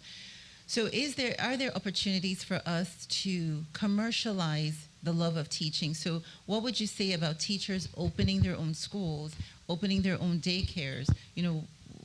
What are your thoughts on that? Yes, that is a wonderful idea. But the thing is, when you start that process, in order for you to stay open, because remember, like the gentleman in the back said, it's politics. So basically, you're coming from here to be sitting next to someone that's up there. And in order for that person, to stay up there, in order for you to stay up there, so you fall into their trap. If not, you're not gonna get the benefits they're getting. Let's say, for example, charter schools. Charter schools, the teachers do not have to be credentialed, but they're getting a lot of money from the state, and they're putting something up front to show you that, okay, charter schools are better. I'm not saying they're not better. You do have, like you said, you do have, some schools that are great out there. You have some great private schools. You also have some great charter schools. But I want you as a parent to know, before you make that decision to say, I'm taking my child out of public school, placing them into private or charter, you need to look at the teacher's credentials, because it's public, and a lot of time, let's say, for example, your child's teacher's name might be Miss Vanessa, but it's not really her in the classroom. She's just on the record because she's credentialed. Yes, she is just, she's not the actual teacher. You have someone else. I'm not saying that, but this happened, to somebody that I know in Florida. She put her kids in private school thinking that's the best, her children are going to get the best education. And the teacher on record was credentialed, but the person actually teaching the class was a photographer.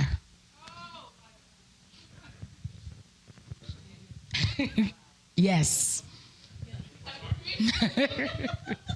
So when you think you're going to private or charter, so you need to look into that, because you're wondering, okay, why my child can't read, They've got somebody who can't teach.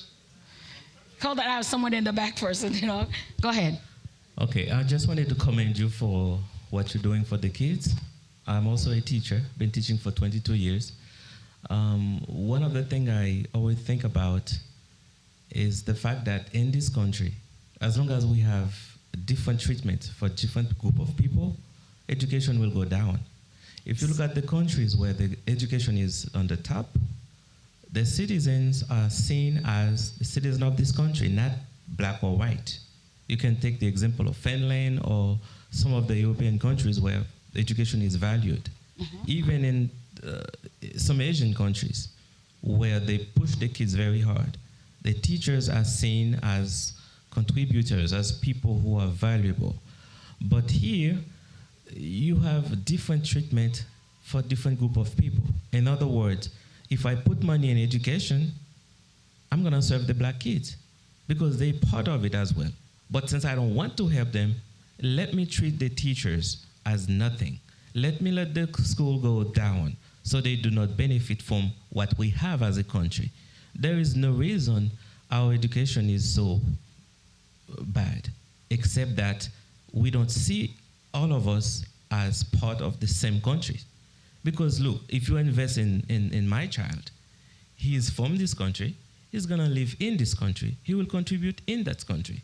But if you let him go to poor school where the teachers are not equipped, at the end of the day, he will not be able to perform at the level where he can have a life. At the same time, if I have the power, if I have all the means, I can travel with my kids, I can show them other things, and I can quit my own business, and then I don't care for the rest. In other words, as teachers, we're doing the best we can with what we have, but the politics prevent us from having a school system that helps everybody. That's just my 2 cents. I mean, I agree with you. You are absolutely correct.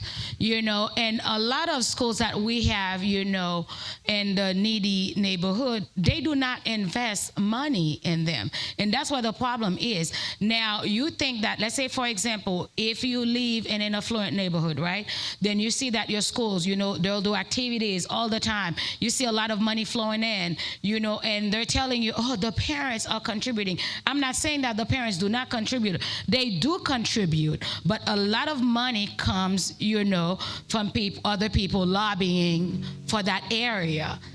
You've got a lot of lobbyists lobbying for that area, and that's where the money comes from. And then you have those needy areas where they take the money out. You want to know why they're doing that? Because they just want to, let's say I'm just taking that, well, I'm going to keep politics out of it, but I'm just taking that as an example. You've seen before a lot of politician kids, right?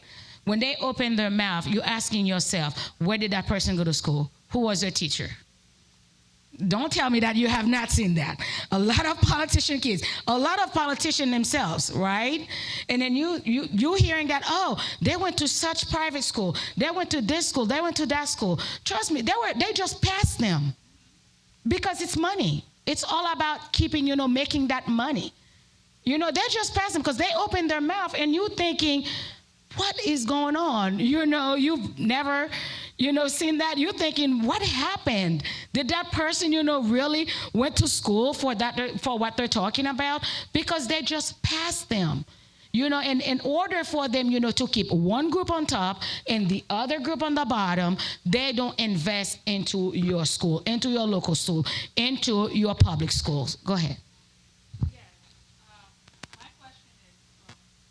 First of all, I want to say I thank you guys for teachers, and when I do have friends who talk bad about teachers, I do defend teachers because my husband, was a teacher, and I saw the work that he was doing, and I saw the frustration, having to deal with parents who are not realistic, who are not helping their own kids at home, but yet blames the teacher for their kids failing. So I thank you guys for what you're doing, and I think you guys should be getting paid way more than, a lot of other fields, because you guys are helping raise, the generations to come.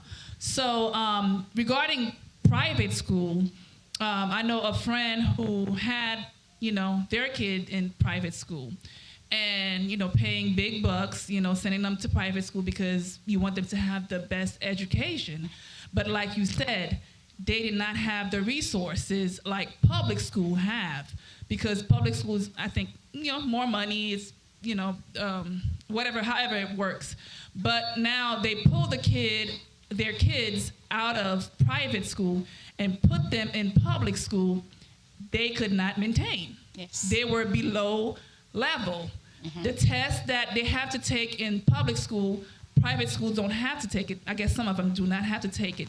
So I just would like to, let people know, like you're doing, it's not just about paying the private schools to put the kids in there, but just be mindful. Your kid may not be at the level they need to be. They're not. Because they're not required to have credentialed teachers. Right, exactly. Thank you. Yes, they're not required to have credentialed teachers. So if you as a parent, you're thinking about putting your child or your children into private school, I want you to research that school. And a lot of things is by talking to other parents, by talking to other people, because truthfully, it's not gonna be written in black and white for you to see, because it will be hidden. Thank you very much. I appreciate you. We need more teachers, but if it's, that's what you're being called for, go for it. Thank you. We want to thank Sister Nelandi. She is one of our church members. She works here. If you have any more questions for her, later on you can talk to her on a Sunday, so you can talk to her, okay? We appreciate you guys. Thank you so much. Again, clap your hands for our Sister Nelandi. And now we're going to have our brother, lawyer, Mr. Charles. He is Pastor Theodore's son, Pastor Joe's, if you don't know him, so give a hand for him. Good morning, everybody. How y'all doing? All right, so I'm sorry I didn't bring a PowerPoint or anything. I wish I did, but I'm just going to speak, and at the end, I'll open it up for questions. But I'll introduce myself first. So my name is Charles Theodore. I am an attorney, and I've been an attorney now for, I guess, 2.5, 3 years.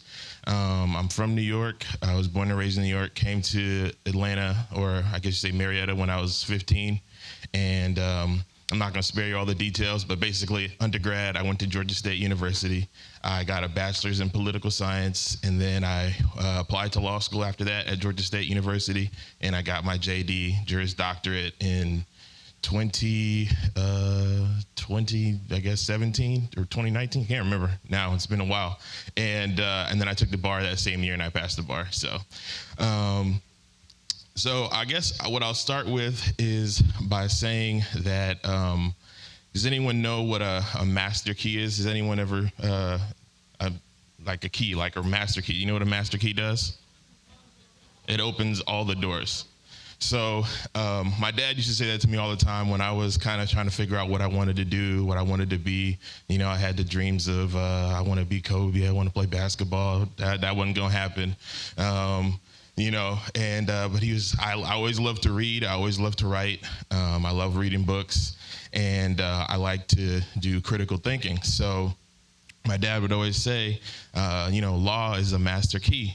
And it truly is, because every single thing that we do, everything that we talk about, society is built on law. Whether it's this building, there's a law that goes into how you can construct the building, how tall it could be, what are the permits you need to have. If somebody is, if you're interested in sports like I was, there's someone that needs to negotiate an agent, negotiate a contract for players. That's contract law. Somebody needs to determine what are the rules that are going to go into how we do this procedures. Whether it's music, someone's a rapper, well, he needs a lawyer to be able to determine how he's going to get his money, what his contract is going to be, how much money he's going to get off each record.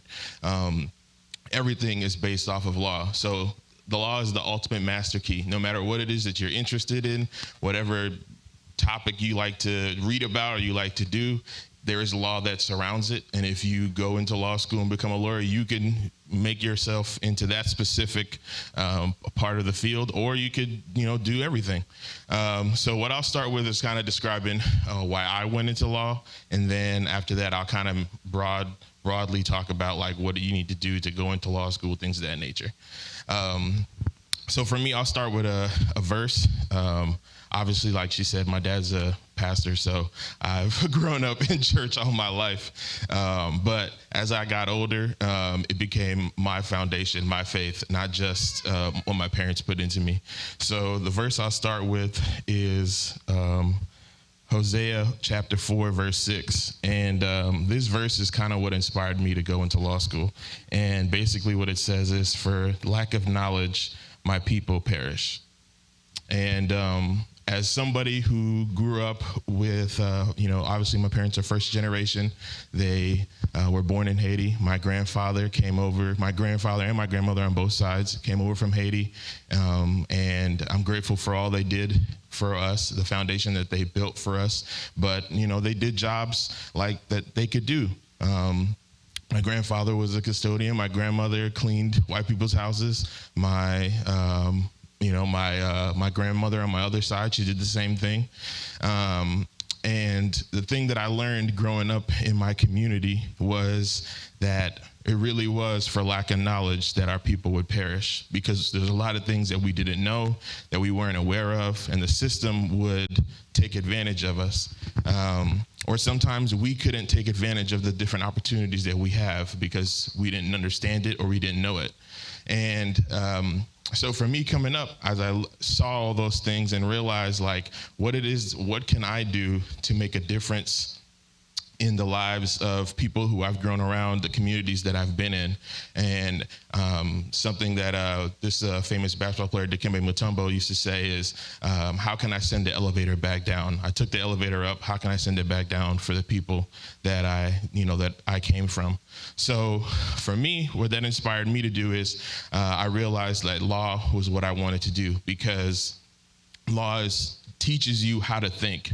That's the main thing with it. That's what it teaches you. I mean, yes, you learn about, it's always funny because people will come up and asking me like, can I do this when I'm driving, or I got a ticket, what can I do? And I'm like, I don't know, because I don't do traffic law. So I don't know. I can go read it and I could tell you, but that's what law school teaches you. It teaches you how to critically think. It teaches you how to read and understand. Okay, so this is the policy. All right, this is what the policy actually will do. This is how will it affect people. And kind of like what the sister was talking about when it comes to teaching, when it comes to schools and all these different things, all that stuff is built upon policies. So, okay, we realize that some of these policies can be damaging to us. We need people that look like us, that know us, that have been where we've been, to get into those rooms and then be able to change those policies. So what I do specifically is I work for HUD. So that's the United States government. I work for the federal government, housing and urban development. And I got involved in housing because when I went to law school, I didn't really specifically know what I wanted to do, but I know I wanted to do something in public interest, which basically is what it says. It's trying to do work for the public, so for the community. So there's a lot of different things you can do in law.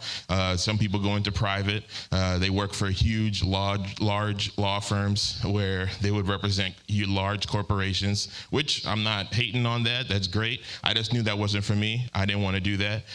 Some people go into criminal law. They want to defend or prosecute criminals. I thought about that, and I went to an interview with the Federal Defenders Program, and they gave me like a hypothetical, where essentially I had to defend somebody that was doing some pretty heinous crimes. And I realized then, like, nah, this is not for me either. I don't want to do criminal work. So I was still not really sure what I wanted to do, and I went on this, there was a group that did this trip. They called it the Alternative Spring Break Trip when I was in law school. And it was basically housing related. So we got to go to some of the worst neighborhoods in Atlanta, and we got to really get a really big education on what goes into some of these neighborhoods and why they are the way they are. So we talked about the Beltline. We talked about how the Beltline is, surging prices for homes in areas that were dilapidated and raising taxes, and those people are being pushed out. And so there was a lot of we're speaking about strategies and policies that we can do to try and help those communities. We went to some public housing where it was some of the worst housing that I've ever seen. You have people who didn't have running water sometimes. They had mold and mildew all inside their house. They were sick, and we saw how it was affecting those kids who were living there. It was affecting them when they tried to go to school. They were unable to really learn.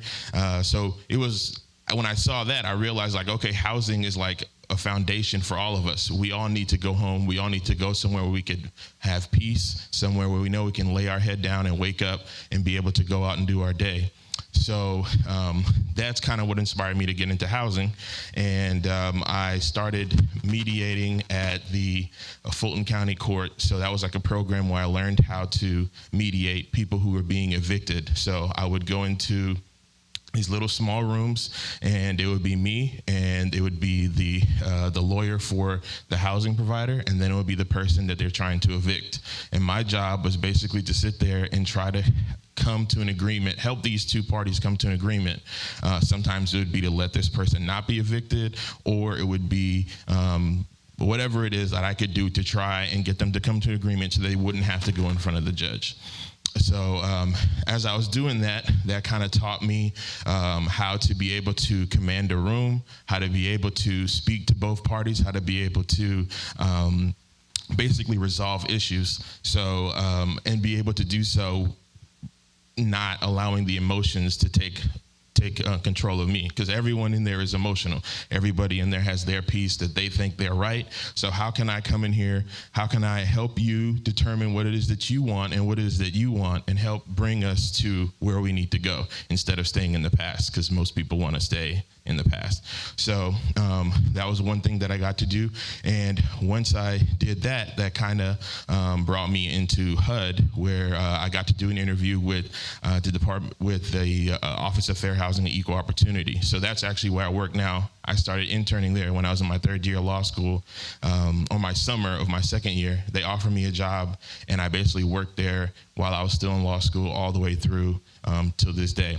So what I do is I investigate housing discrimination based on the Fair Housing Act. So there are 7 protected classes that the law identifies: race, color, disability, and there's a bunch of other ones. So for instance, if you're saying like, hey, I don't know if people have heard about this in the news, but I have a home and I want it to be appraised. So I get an appraiser to come to my house, and the appraiser lowballs me. For some reason, the appraiser says, I'm gonna say your house is $230,000. That's what I'm gonna appraise it for. Now, you have looked up all your information, and you know in your neighborhood, well, the house across the street sold for $350. The one next door was $370. How come mine is $230? So, and you're like, well, my neighbor across the street is white, this neighbor is white, or maybe whatever color they may be, and the appraiser was white. So you're saying, was my home appraised differently because of my race? Did the appraiser come in and determine that I was black, and maybe the appraiser is discriminatory, and maybe they don't like black people, or maybe subjectively they don't even know it, but they see things differently because of your color. So that's what my job does. That's what I do. So I would see that, and we would conduct an investigation.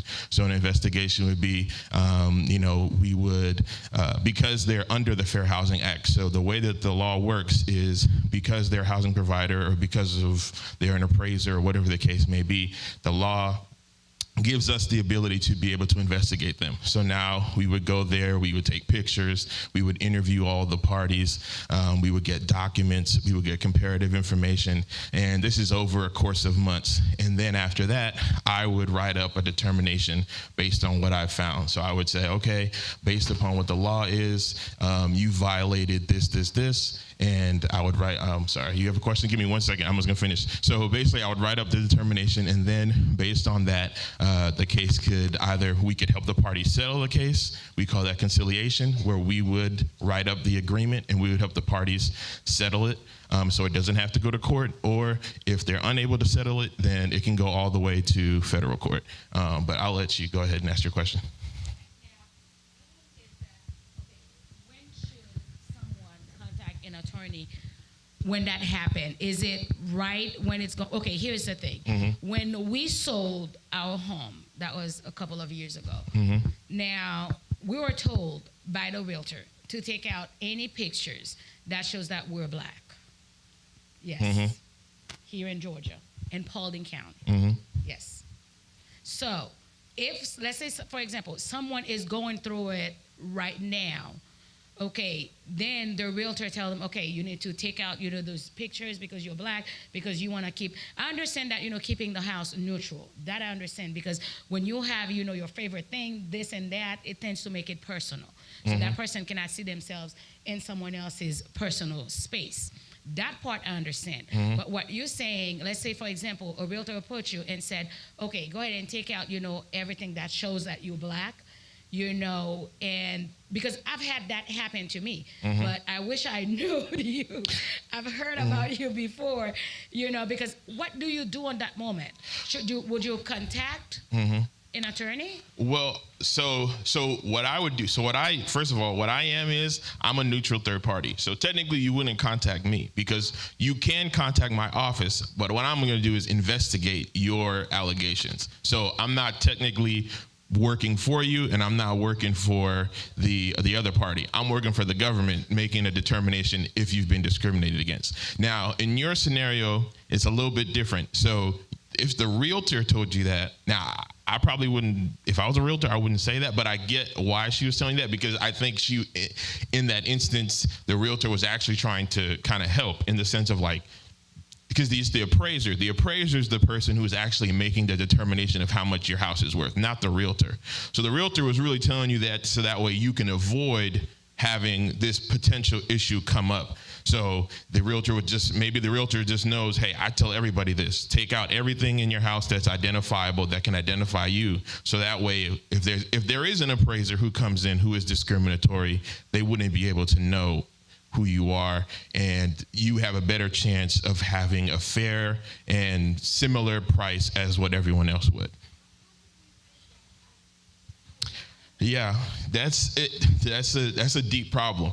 I think, which is why we need people to get into these fields, because the way you fix it is that you change who's in the room. So there's going to be people who, no matter what, that's how they're going to think, that's how they are.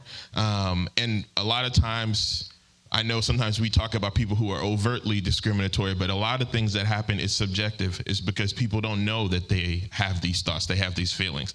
And when I come into a room, or if you come into a room, now you bring a different perspective. You help them be able to see things in a different way or different light. But going back to basically what I do in those situations is I'm making that determination on behalf of the government if we think if a housing provider has been discriminatory. So it can be, sometimes it's race, sometimes it's gender, sometimes it's disability. Maybe it's a disabled person that needs their housing provider to provide them with a ramp or a shower bars or whatever the case may be. And the housing provider is, for whatever, oh, no, we're not providing it, or no, we're not doing this. My job would be to come in there and I see that, and we can write up a determination with them and say, we found that you are discriminated against this person, or we can help them come to an agreement. We basically go to the housing provider and say, look, you're violating the law. So this person needs this. Let's figure out a way to get them this. We're going to write this up. You have to do it by this date, and we're going to give you training, or we're going to make you, because we have something called public interest. We want to eliminate this issue happening in the future. So how can we draw up some procedures so how do you follow the law in the future so it doesn't happen? So that's what I kind of do on a daily basis. We have, just so I guess you have an idea, so I work for Region 4. So Region 4 is we cover 8 states. We cover Florida, Georgia, South Carolina, North Carolina, Alabama, Mississippi, Kentucky, basically the whole South. So the country's cut up in different regions. So we can get a case in any of those regions, and we would investigate it. Sometimes we travel for the case. I've had to travel for some cases where you need to be able to, look at what's going on.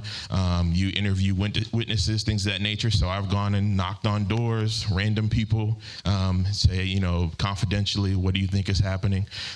So those are kind of the different things that I do on a daily basis. Sometimes I have right now, I have like 6 open cases that I'm investigating at the same time. And then also I changed positions. So now I'm a government technical monitor, which basically means that I monitor local agencies that are doing the same thing. So the government pays local agencies in different states and counties to be able to investigate cases that are going on in their county.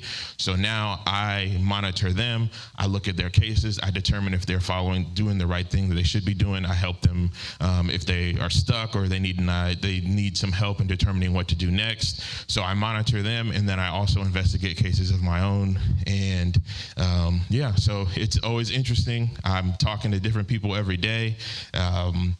Sometimes you hear crazy situations.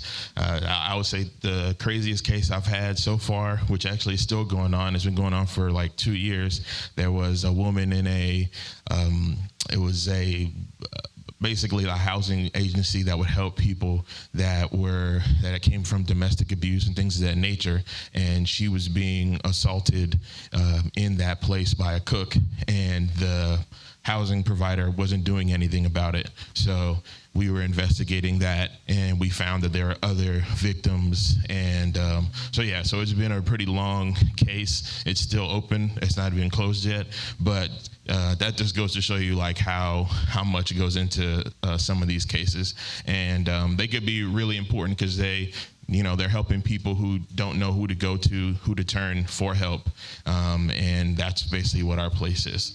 So that's what I do, but there's a whole host of things that people could do as attorneys. I have friends who are in tax. They do tax law. So not only will they file your taxes, but they help you set up your LLC. They help you set up your business, help you determine how do you pay your taxes, things of that nature. I have friends who are in entertainment law. I have one friend, she loves music, and she knew she wanted to do entertainment law. So she goes and she's trying to help artists get signed with record companies. So that's something that she does. I have friends who do family law. There's a lot of things that go on with families. So, unfortunately, there's people who get divorced. So how do you help them, trying to get divorced? Or maybe you have people who are, immigration. A lot of us in here are Haitian, so we know what a lot of the immigration things that come about. How do we help people with those things? And then there's people who do big law. There's people who defend or who work for large corporations. So maybe you're in-house counsel for Home Depot. So that means for Home Depot, you're dealing with every single thing that comes up that could be legal. So it could be something that's going on with employees. Maybe there's something going on between a boss and an employee that the in-house counsel needs to fix. Maybe you're getting contracts with some other corporations and you're writing up the contract for them. There's a host of things that you could be doing. And of course, you could also become a judge. We just saw that the first African-American woman became a Supreme Court justice. So that's really cool. So you can go all the way to there, or you could be a senator, you could be a president, you could be there's all kinds of things you could do. I know I'm interested in policy. I eventually want to get to a place where I could help determine policy, write policy. I got a chance to work when I was an undergrad. I worked at the state capitol. I got to work under a representative for the Black Caucus, so I got to see how that was. So there's a lot of things that you can do. And whatever your interest is in, you can pair it with law, and it could be a really fruitful career. Sorry, go ahead. Sure.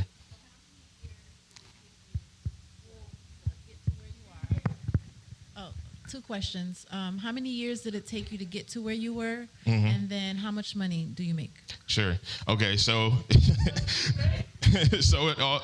Good question. Sure. Good question. No, we're gonna break for lunch. Lunch is at 12 to 12:45. I'm sorry. Before you answer her question, I like that question, but if you guys want to talk about personal issue, our lawyer will be here to answer your question. This is mostly for the educator, like for the kids that's going to college to see what the field is like, and but as far as like the house situation, you will talk to our lawyers privately. Thank you. Okay. For me, for everybody, kind of just the way the law school process works. So you have to get your bachelor's, obviously, because your JD is a doctorate. So you have to get your bachelor's. You can get it, and really it doesn't matter what. I got mine in political science. I've seen people who got theirs in biology. There's some people who got theirs in sociology. There's no specific major that they're looking for when you're applying to law school. It could be anything. What they're really looking at is your grades and what your LSAT score is going to be. So their LSAT is like a pre-test that you take that you send to all the law schools.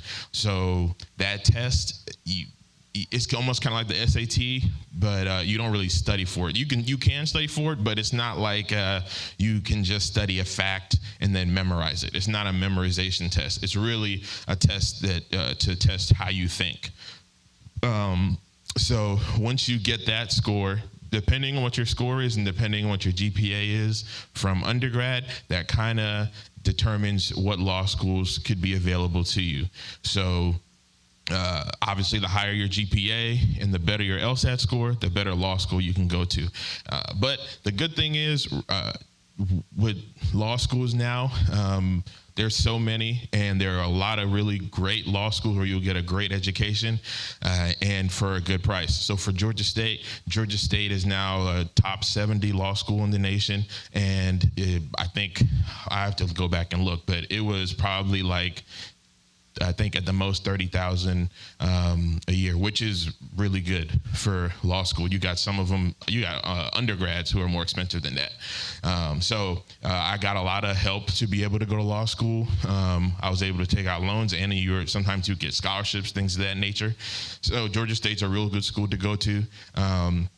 And I had a great experience over there. There are a lot of other schools in Georgia. There's UGA, there's Emory. Emory's a top 15, top 20 law school. It's expensive, but it's another school you can go get into, or you can go around the country.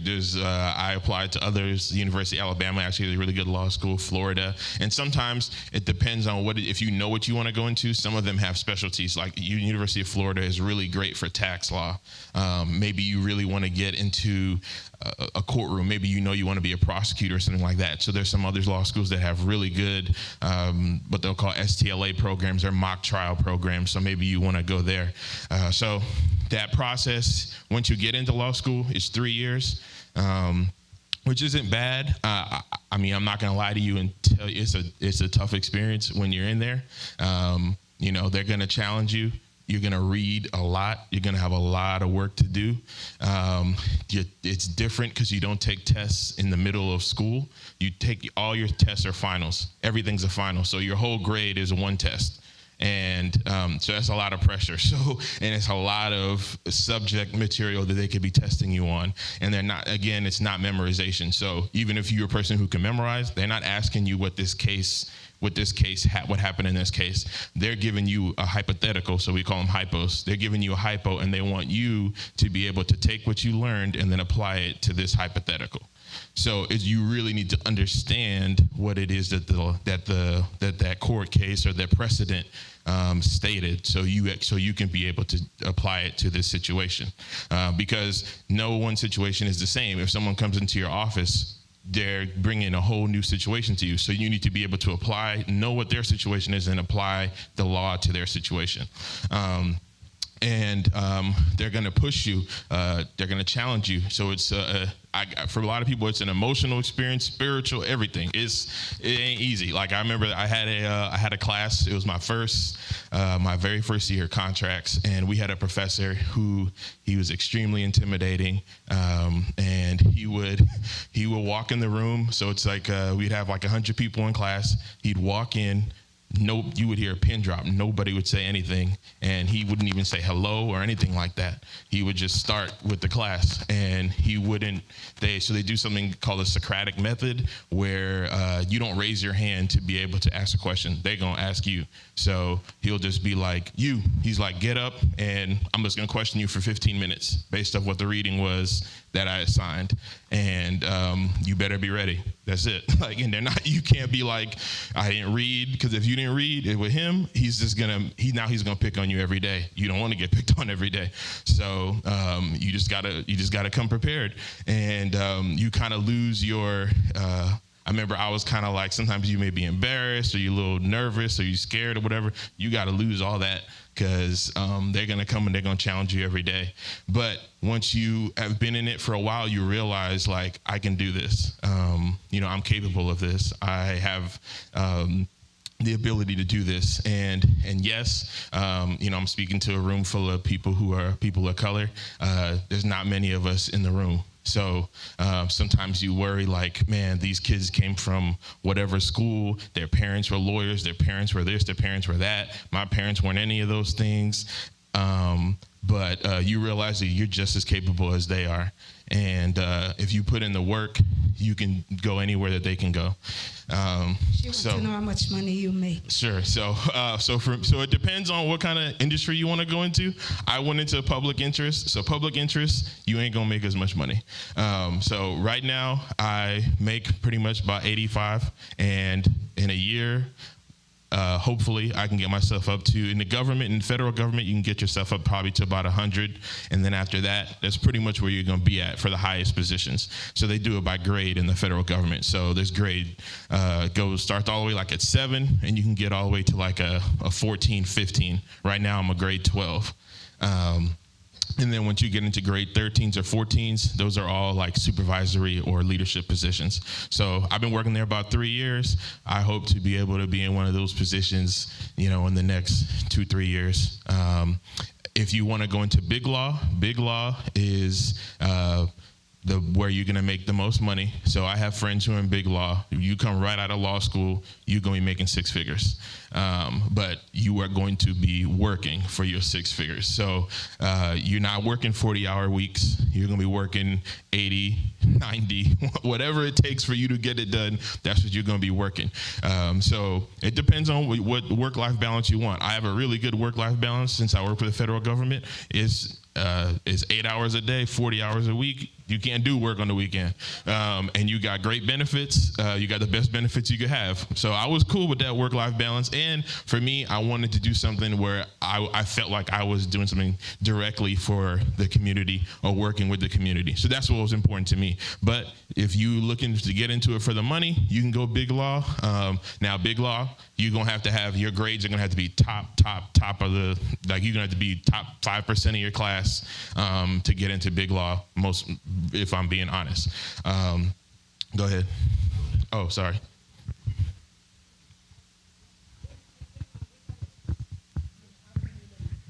I think it's important to, mainly for parents, to listen to what he was saying when he said that there's a lot of reading. So if you don't read from elementary, middle school, and high school, you're not going to start reading when you get to law school. It's impossible. So it's important for parents to push their kids since like they're young to start reading. Otherwise, you ain't going to make it. That's reality. You could be very, you could be smart. You could be, intelligent, whatever the word is. But if you don't know how to read and write, you ain't going to make it in law school. I'm just being honest. And he can. Yeah. You gotta, man, they giving you these big, thick, heavy, and it's dense, and it's not like it's enjoyable to read, but you have to be able to understand it. So yes, I loved to read growing up. I like to read now. So reading is very, very important. That critical, because that's how you learn how to critically think. It's from reading. And just a last comment, sorry, Sales 9. So when I was younger, my dad always pushed me to read, and I didn't read, right? I look back and I regret not listening to my dad and reading more, because even at work, I'm struggling to write an email to express my thought process of what happened, what the solution is. I'm like, man, only if I had listened to my dad when I was younger to read more, turn off the TV, read, I wouldn't have been in that situation. So it's important, once again, for parents here to push your kids to read, man. Like, buckle up and don't let them intimidate you. Say you're going to go read for an hour today or for the week, whatever. So just want to point that out. For sure. Thank you, Brother Ricardo. We have Sure. No, go ahead. Yeah. Yes. Yeah. After Brother Gaines, that's going to be our last question for our lawyer. Then Brother Ricardo going to speak. Thank you for speaking with us today, brother. I think my question is more for parents like me who were born in Haiti, grew up in Haiti. There is a myth about law school, especially if you are a Christian and you want to do law. There are a lot of people who think, how can you balance, how can you align law school or profession with your spiritual life? Because I basically experienced that. Law was my passion when I was in Haiti, and I went to law school all the way to third year, but I came here first before I graduated. And but in my church, I always have this question from my brothers and my even my pastors asking me, how can you be a Christian and want to do law? Can you explain to the parents, please, that you can actually, or law profession does not affect your spiritual life? Thank you. Sure. I think it doesn't really matter what profession you go into. So I like to, there's a Christian rapper named Lecrae. So Lecrae, I don't know if some of you guys have heard of him, but he likes to say, I'm a rapper who is a Christian. So it's not just, yes, you could be a quote unquote Christian rapper and you only rap about the Bible or anything like that. But I always think that it's more important that you can speak about your experience, whatever it may be, through a Christian lens, because that's who you are. So it really just depends on what it is that you want to do or what it is that you don't want to do. There may be some things that hey, that's not for me. I can't do that. So, for instance, I knew, not saying that you can't get into criminal law, but when I did an interview to intern at this federal interns program, the Federal Defenders Program, and the hypo that they gave me was there was a person who I would have to defend that committed some acts against kids. And basically, it was like, what would you do in that situation? Now, and essentially, it was going to be arguing, should he get bail or not? And so in the scenario, he tells you beforehand, the person who is accused of doing these crimes, that he has done a couple of acts against kids. And now they're like, okay, so he tells you that. What do you do when you go into the courtroom? So I'm thinking in my head, I'm like, well, if he told me he did it, I'm not about to argue like, well, he should get out on bail or whatever. I don't want this person out on bail. But the way that the law works, like you would argue in that situation for a couple different things. You would give him a defense, which everyone deserves. Everyone does deserve a defense. But I knew from myself in that situation, I probably wouldn't want to be in that situation. So I know that's not something I wanted to get into. But that's what I was saying, it's a master key. There's a whole host of things that are available to you that you don't have to feel where it's your faith or your career. You can put your faith first and go into the things that you need, because to be honest, everyone needs someone that has that type of experience. So maybe even this church, they want to go and they want to buy a new building. They need a lawyer, it would help them to have a lawyer. Or maybe it's some foundation. There are some Christian foundations. You want to set up a foundation. It would help if you had that legal experience or that legal knowledge to be able to do so. So there's a host of things that you can do where you don't feel like you are putting your faith in that situation where you have to choose. You can put your faith first and feel comfortable knowing like my people need this knowledge just as much as any other group of people need this knowledge. And if I have it, I'm able to be a tool and a resource for them. So, I mean, I haven't come into a situation where I feel like my faith is, where I feel like I have to put my faith to the side. But I will say that it is some things where maybe, and because maybe I have that legal experience where I don't feel like my faith is like I'm going against God by doing some of the stuff that I may do. I'll be honest and say, like, when it comes to housing discrimination, we also deal with people who may be LGBT and things of that nature. And I think that person should have a house just as much as anybody else should have a house. So that doesn't mean that I'm saying that my faith says, oh, this is right or this is wrong. That's not what I'm deciding in this situation. What I'm determining is, should this person have a home to sleep in, just like I have a home to sleep in? And yes, they do. Okay, Mr. Charles, I'm sorry. No, you're good. We have one more person, and then after that, you have 1 minute to wrap up. Okay, no problem. Thank you. Okay, my question is about the specialties. And I do understand what you said about, Haiti. The thing is, in Haiti, we have, the basically law school have one specialty because we don't have the other areas open up for people to go to. Now, when you go to law school, and I know you mentioned something about Florida having a tax, area. Now, how do you decide? Is it kind of a minor, the specialty, is it kind of a minor, like you get a bachelor's and you get a minor in something else, or is it embedded with the whole program? For example, like you go to law school and you want to do housing, like you're doing. So how does it work? Yeah, that's a good question. So there are classes in law school where it may be specific. So maybe there's like entertainment law. Maybe you want to get into entertainment law, but it's not really something where you would major or minor in a specific specialty while you're there. There are some classes that maybe you may be more interested in taking, but what law school is really teaching you is the process of thinking. Once you understand the process of thinking, whatever it is that you want to do, you go into. So even if you take an entertainment law class, it's really going to be very general. Like, it's not going to go deep. So if you really want to be an entertainment lawyer, you yourself are going to have to go and get deeper into it.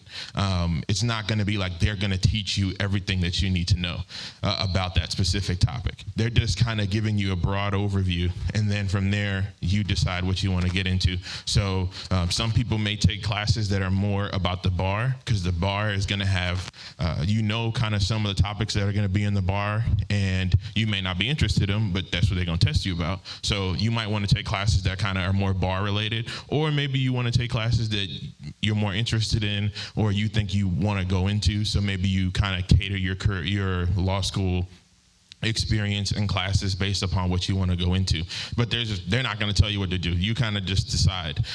So there wasn't really like a specific housing class that I took. I would say actually the class that helped me the most, or is more closely related to what I do now, was employment law, because the way that employment law is set up is very similar. The prima facie concepts that we use for housing is very similar to employment law, which I didn't even really know. So that class was more helpful to me than some other classes that I took. So yeah, it doesn't really matter. Your first year, everyone's going to take the same classes because they're foundational, contracts, property.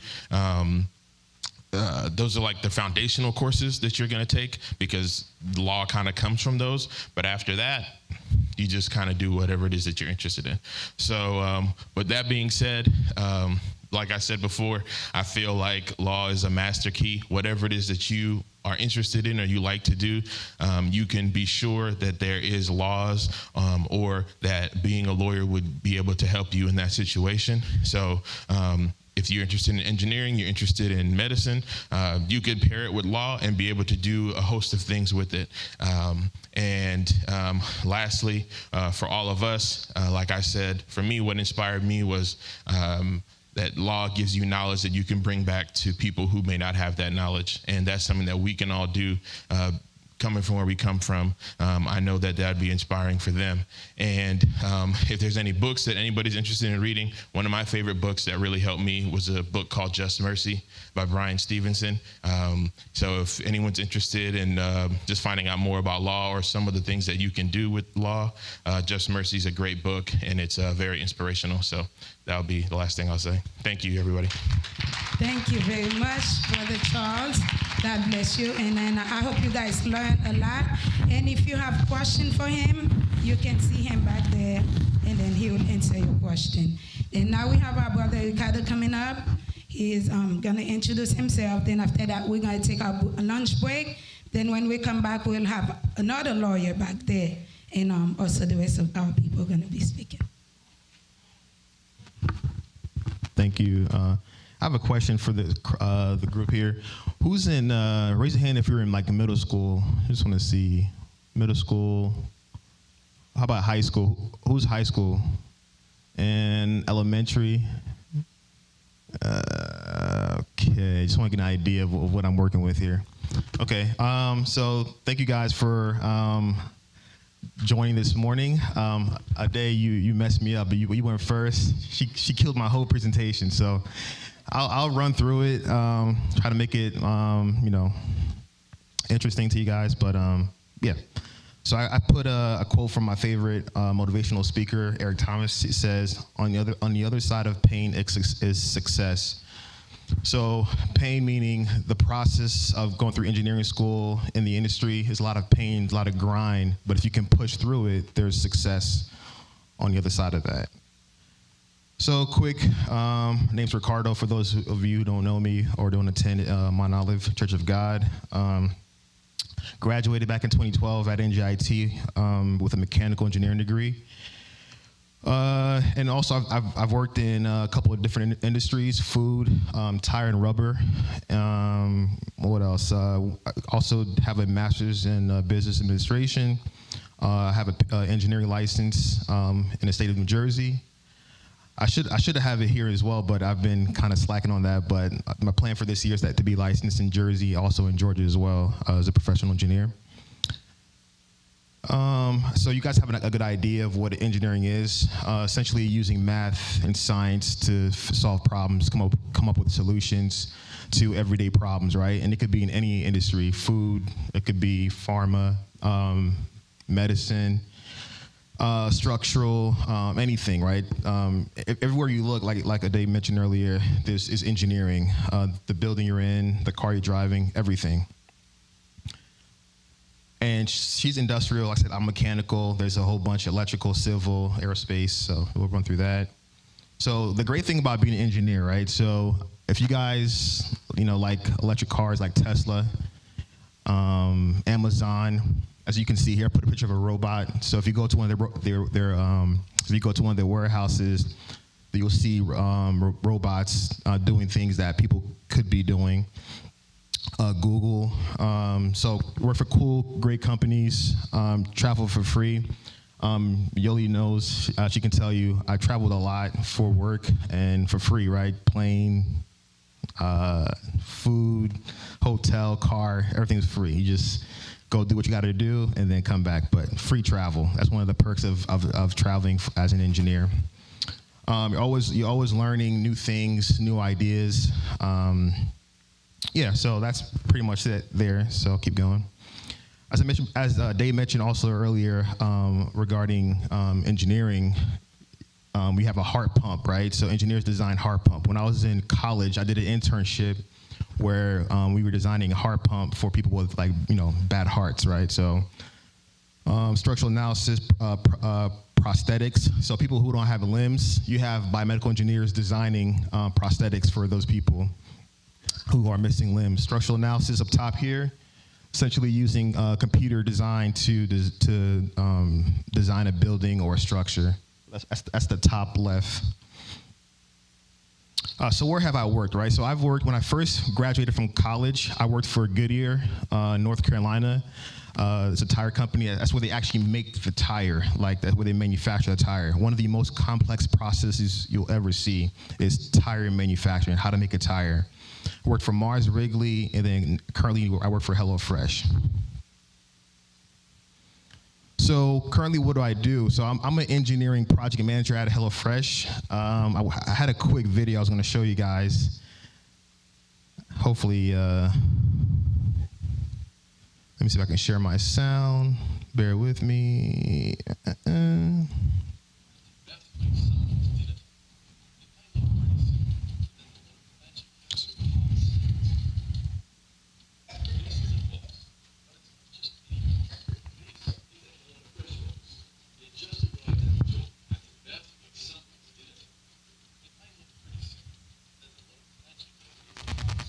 Sorry, the sound is kind of terrible.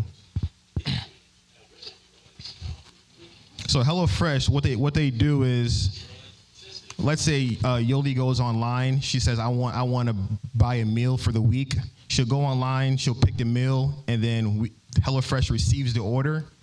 Then you have a line of people on this assembly line that's putting ingredients into a box. Okay, Yoli's order came in. She wanted potatoes. She wanted onions. She wants beef. She wants fish. Whatever. All gets packed into a box, ice, and then it gets shipped to Yoli's house. Right. So that's pretty much the concept of HelloFresh. So earlier, Ade talked about industrial engineers who come in. They look at processes. They try to improve processes, make it more efficient. So currently, I'm working on a project with some colleagues on improving that process, right? So I mentioned earlier that you have a line of people that are putting ingredients in boxes. So every shift, you have about 400 or 500 people putting stuff in boxes. This project right here is going to get rid of everybody, most of them, maybe 80% of it, and have robots do that same exact task. You have engineers who are designing this process to where the robots are putting the ingredients in the box, and it gets shipped to Yoli's house. Say again? Okay. Oh, sorry. Go ahead.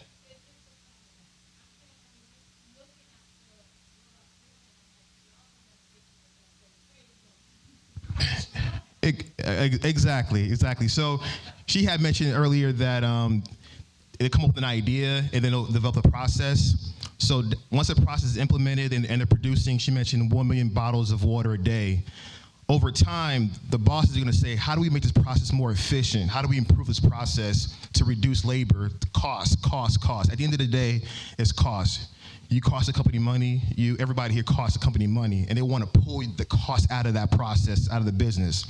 And this is what engineers do. We sit down, we figure out how to make the process more efficient to get people out of the building. We don't have to, because when you have robots, you don't have to worry about sick days. You don't have to worry about benefits. You don't have to worry about my kid has graduation, none of that stuff. You program it, and the robot does it for you. So that's why it's important, as people your age, is to learn something, go to school. Like, don't just hang around and do nothing. You got to learn something because you're going to get left behind. So it's very important you guys do that. All right, so let me go back to the anyway, so you got the concept here. So that's the project, right? So the engineer says, like Ade says, hey, we got a process, we have a solution, and then the design guy comes and says, okay, cool, here's what we're gonna do. Then they bring me in as a project engineer and kind of give an idea of what I do, right? So what I do is, remember I said I struggle writing or reading, writing or articulating my thought process because it goes back to elementary school, not reading a whole bunch of books, not reading in middle school. I read a little bit, but not enough to where when I pull up a document, I can just flow and write. So like I said, parents, very important to teach your kids, middle school, elementary, to read. So I pulled this document up and I developed what's called a charter to kind of break down the project. Okay, what's the project? Why are we doing it? Who's involved? What's the schedule look like, right? And then the cost of the project. What's the return on investment? So if we do this project, for example, the one I just showed you with the robots, that's like a $15, $20 million project. What is the return on investment on that project? Another example, so once I do that, oh man, this ain't working the way I wanted to.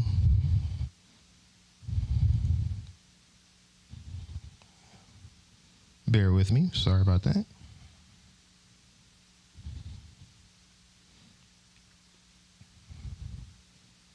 And I'm just walking you guys through what I do on a typical day at HelloFresh. Just to kind of give you guys an idea of what's the role as an engineering project manager. So here's what we do, right? Here's what I do, right? So,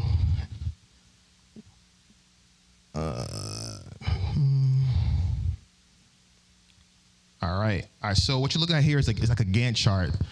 So we have a project. We want to execute it. I come in, they bring me in, and then I bring everybody to the table. What do we want to do? What's the schedule look like?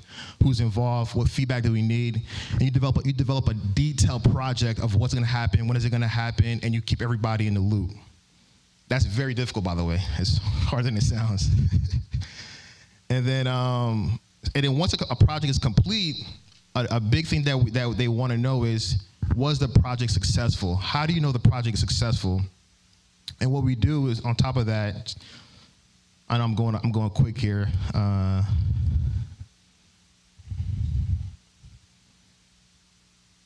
So when a company spends $15, $20, $30, $40, $50 million on a project, they want to know, how do I know the project is successful?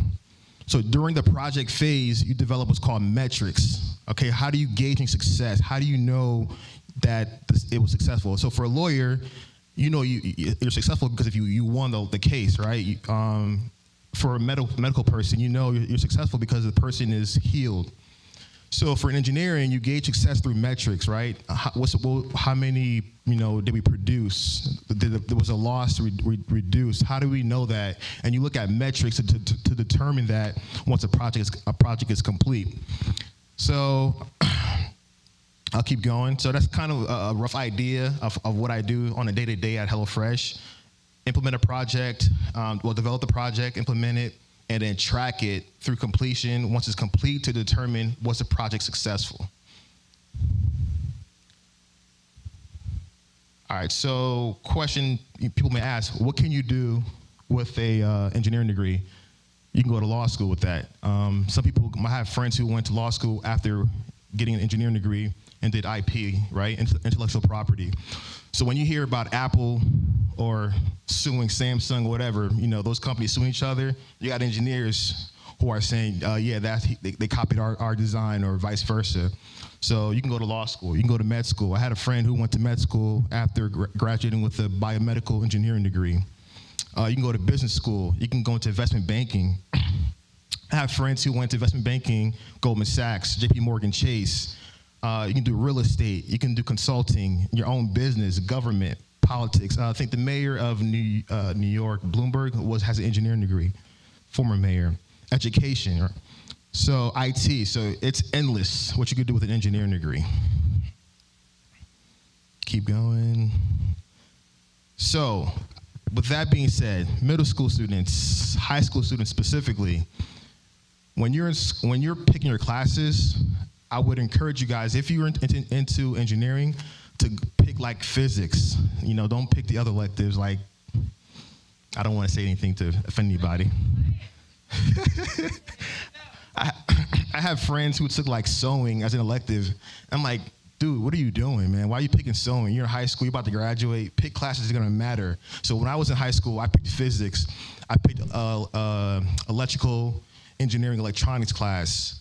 I did technology courses when I was in high school because I just loved the tech stuff, engineering. So definitely encourage you guys while you're in middle school, while you're in high school, to start thinking about these things, as you're picking classes. Don't just pick any class. Be intentional on what you want to do when you're done with high school. I would also recommend high school students take college courses. You can do that. That's available. You can take college courses while you're in high school. I would highly, highly recommend that. I don't know if you agree with me, but rather, in my opinion, and you can disagree, rather than take AP courses, take college courses and get credits for it when you graduate. That's my opinion.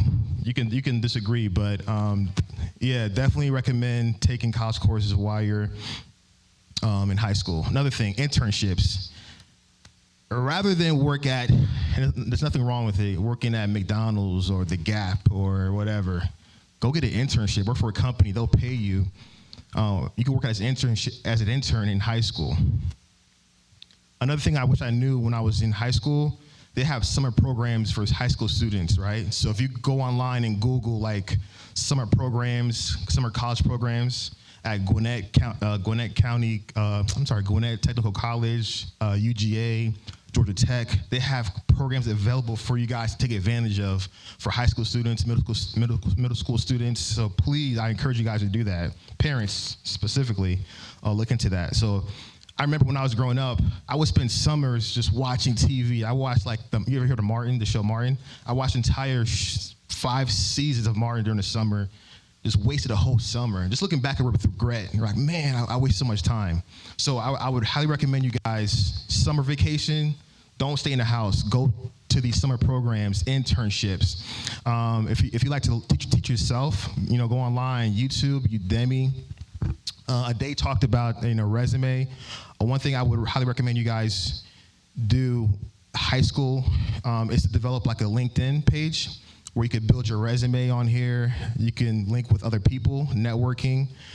So for example, here I put, this is called LinkedIn.com. You can go and put your name, give me a second here. You can put your degree, where you went to school, certifications. You can put your experience. And then if I click on here, the messages here, I can show you recruiters hitting me up every single day, asking me, do I want a job? Do I want a job? I mean, it's endless. And all over the country, recruiters asking me, do you want a job? Do you want a job? I ignore them because I have a job, but just showing you what's out there. If you guys, go out and do the work and look and investigate and do your own research, there's a lot of opportunities out here for you guys. With any questions, like I said, and another thing too is financial freedom. I remember when I graduated back in 2012. So my dad was a teacher. He was making, I don't know, some decent money. He's working as a teacher for about 10, 12 years. When I graduated, my first year out of college, I exceeded what my dad was making and plus what my mom was making. So as an engineer, first year out of college. So, and then the unemployment for engineers is very low. So when they're laying people off, there's a good chance they'll keep you guys around because they need engineers. When I was at Goodyear, I remember the first year or two I was there, they had layoffs left and right. But the engineering department was not touched. They didn't touch the engineering department at all. But everybody else was getting laid off. Just an example. I put some average salaries here as well. You'll see 100, 150, depending on what you pick, 90, 120. I mean, you can really make a lot of money. You can travel, work on cool projects. I've met engineers from Italy, from Germany. They flew them in for projects. I mean, it's been exciting. So definitely an exciting career to choose. And then also, there's things you can join if you're interested, like the National Society of Black Engineers, Society of Women Engineers, American Society of Mechanical Engineers. You can join it as a high school student and get involved with that. Questions? How much do I make?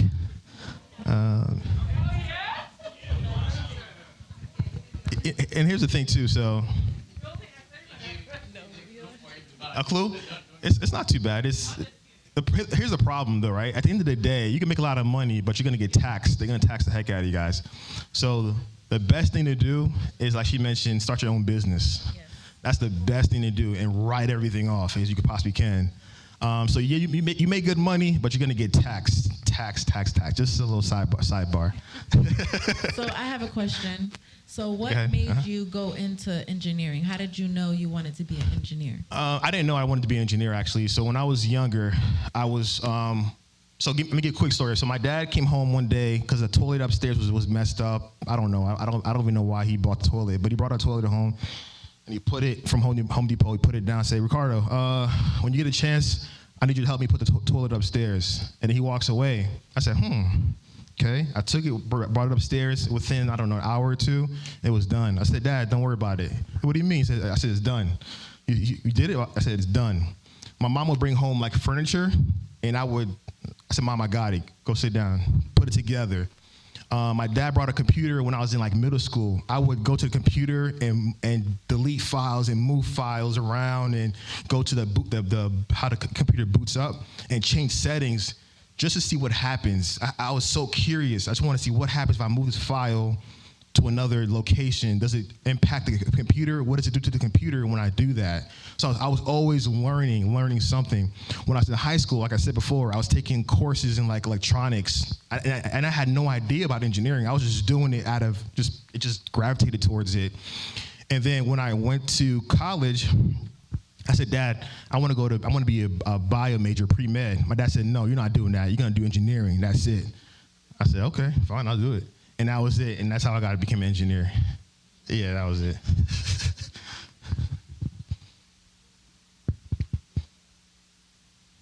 We have like 5 minutes.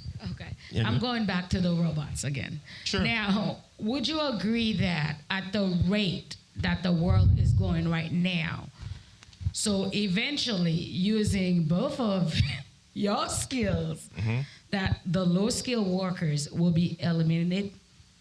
They will take them away, like low skilled. Yeah, I think so. I think it's getting close there. Because, like I said, I was at a trade show last Monday in Atlanta, and everywhere you walked in this trade show, robots selling robots, how to make things easier. So the goal is to get everybody out of there. Like they're gonna need engineers and people to support the equipment, like electricians, mechanics. Those guys are good. They don't have nothing to worry about. But if you don't have a skill, forget about it. I would also encourage you guys. I'm sorry. Go ahead, Vanessa. Yeah, I would also encourage you guys to look at. You may not have to go right away to a 4-year school, right, and get an engineering degree. If I can go back, personally speaking, if I can go back, I would have done what Bino did. I would have went and got an electrician, 2-year degree electrician, and then go to a 4-year school and do. Now you have a strong foundation. You understand electricity, or go in as a mechanic at a 2-year school and then go to a 4-year school to have a stronger foundation. So now you know the theory and you know the hands-on. And now you're dangerous as an engineer. That's what I would do going back. And plus, it's cheaper route as well by going to a 2-year school first and then a 4-year school. So don't believe the hype where you have to go to school to a 4-year school and spend 60, 70 grand getting loans. To this day, me and Yoli are paying a price for student loans. It's like a huge burden on us, right? So I would highly recommend look at 2-year schools first and then have your company, if you're working, pay for your 4-year school. There's a lot of different options. That way you don't have to take on a lot of debt. Are they working toward the medical field? Should we be worried, nurses and about engineers trying to create robots to replace them? Nurses are safe. You don't have to worry about that. Yeah, actually, engineers are trying to make nurses' jobs easier with the design of tools and robots, surgery. So nurses, in my opinion, engineers are the two most safest industries, I think. Yes, go ahead. So are you saying going to a 2 years college first and then go to a 4 years? Is that what you're saying? Yes, absolutely. So, and here's what you can do, right? Once again, this is my personal preference. You guys can do whatever you guys like, or you can, ask around, do your own research. So let me walk you through what I would have done differently. I would have went to, let's say, a Gwinnett County school and done like an electrician, or I would have done like programming for 2 years. And now I'm attractive to employers because they know you know how electricity or you know how to program. You get hired making 60 grand, 70 grand off the bat with a 2-year degree. Now you say, hey boss, I want to go to a 4-year school, get my whatever, electrical engineering degree, mechanical engineering degree, and they'll give you money to go back to school. They'll pay for that cost. People don't realize that, Haitian parents, it's not their fault. It's not your fault. You guys don't know, but there's so many different paths to success. There's not a 4-year degree and walk out with 100 grand, 150 grand in student loan debt, and you can't even buy a house. You can't even go on vacation. You can't do nothing. You can't even breathe. So in my opinion, there's other routes to success rather than just going to a 4-year school and racking up a whole bunch of debt. Now, if you get a scholarship, that's different, right? If you go to the military and they cover you, that's different. But I'm just talking the basic common route. There's other ways to do it. Yeah. Yeah, go ahead. Oh, okay. Any other questions? Got 2 minutes left. Anybody here want to be an engineer? Anybody thinking about it? if you're in high school, I'm telling you guys, go online tonight or today after this. Go on, just Google like summer engineering programs for high school students, middle school students, and they have a whole bunch of things available. Like you gotta like put down the phone, put down Instagram, TikTok, whatever it is, and like think ahead, because you're gonna get left behind, most of you guys, if you're not like thinking ahead and making plans. So once again, if you got a chance today, go online and Google summer programs at UGA, Georgia Tech, Gwinnett College, UG, whatever it is, whatever school's nearby you, and look up programs they have for high school students, middle school students. If you want a job, look up internships. Forget the Gap, forget the McDonald's, forget those jobs. Go get an internship, work at a company, or you get great experience and build a nice resume. Anybody else? Yeah, is there a shortage, like a big shortage in the engineering field? I don't know. It's hard to say. What do you think? Do you think there's a shortage in engineering?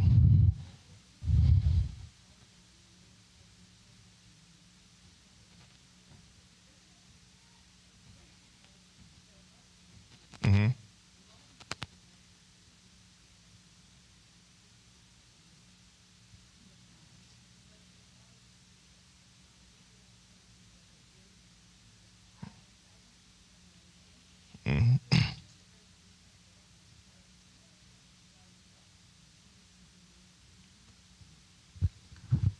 Agreed.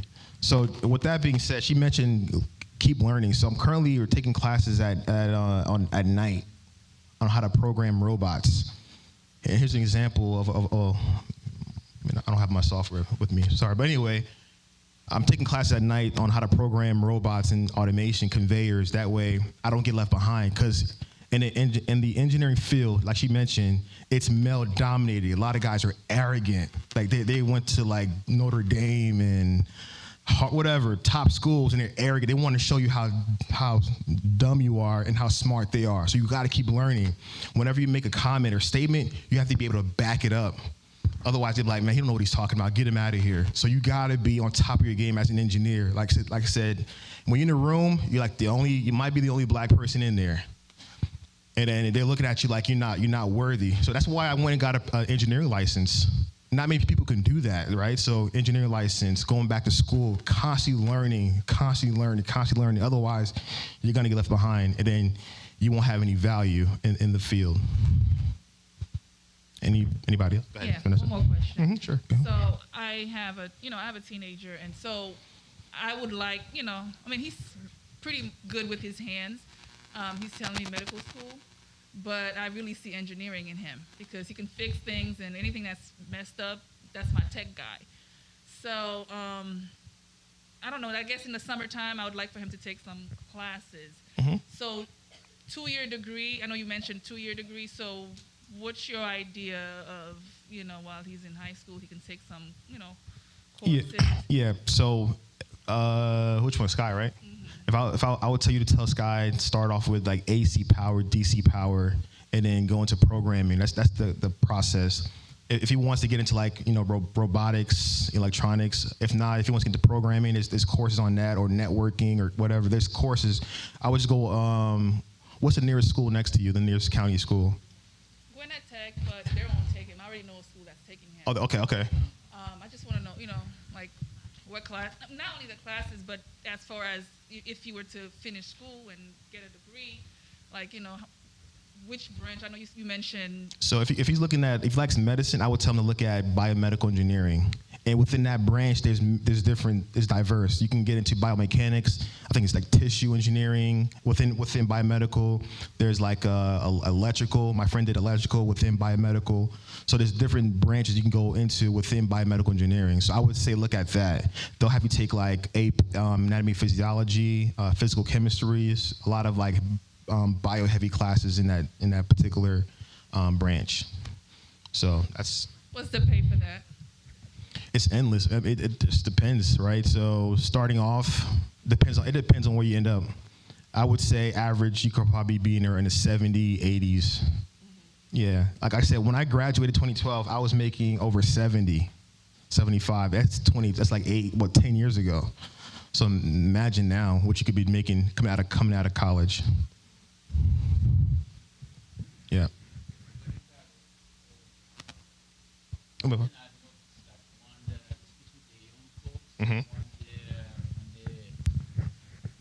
When they're in high school and they start working, they make like, let's say like $15, $17, $20 an hour. They have no idea what they're missing.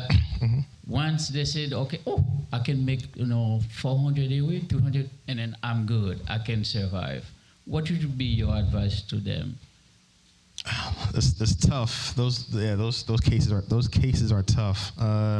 Ade, what do you think, Ade, regarding youth who are satisfied with making 15, 16, 17 bucks an hour? And I think one of the problems, Pastor Jacques, is that they weren't exposed to the opportunities, so they don't know. I think that's one reason. But what do you think? Mm-hmm. Oh, I'm sorry about that. I'm sorry. Mm-hmm. Thank you. Yeah, I was actually going to have you talk about that because that is a real danger. You start making $15, $20 an hour, you're 18, 19, 20. Mm-hmm. But what we don't talk about is the ceiling. Mm-hmm. You asked a great question about being left behind.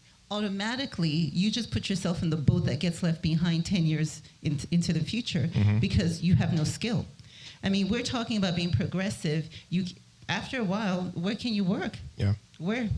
So, yeah. Yeah, agreed. Yeah. And go ahead, Vanessa, next. And I had a friend when I was in college. He did an internship with ExxonMobil. He was making more than my dad. Like an intern, he's making 45, 50 bucks an hour as an intern with ExxonMobil. And I'm like, man, so there's a lot of opportunities if you guys are willing to listen.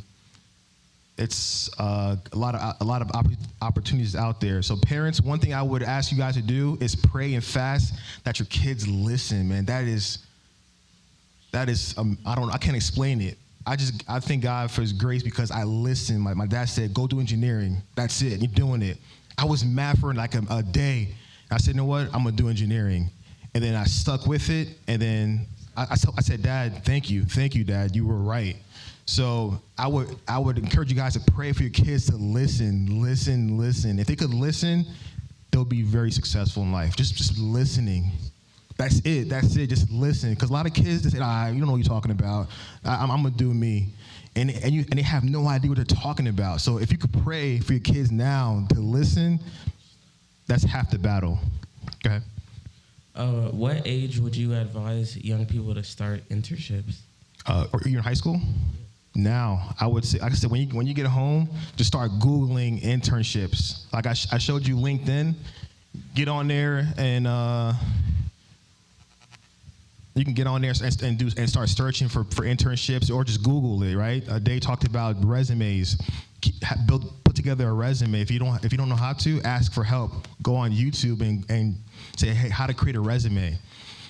So resume, what can you put on there? If you do things at your church, like audio, that could be put on your resume, right? It don't have to be sophisticated because you're in high school, so they understand that. So I would definitely say now, now, don't wait. Because when you get here's another thing too. When I got to college, a lot of my white peers, they were like, how do they know AutoCAD? How do they know? So AutoCAD is this right here. Let me pull that up real quick for you guys. So they talked about developing processes, flows. A lot of engineers use AutoCAD to develop that, right? 5S, or which is like where things are going to be located to make sure you have a uniform flow through the process.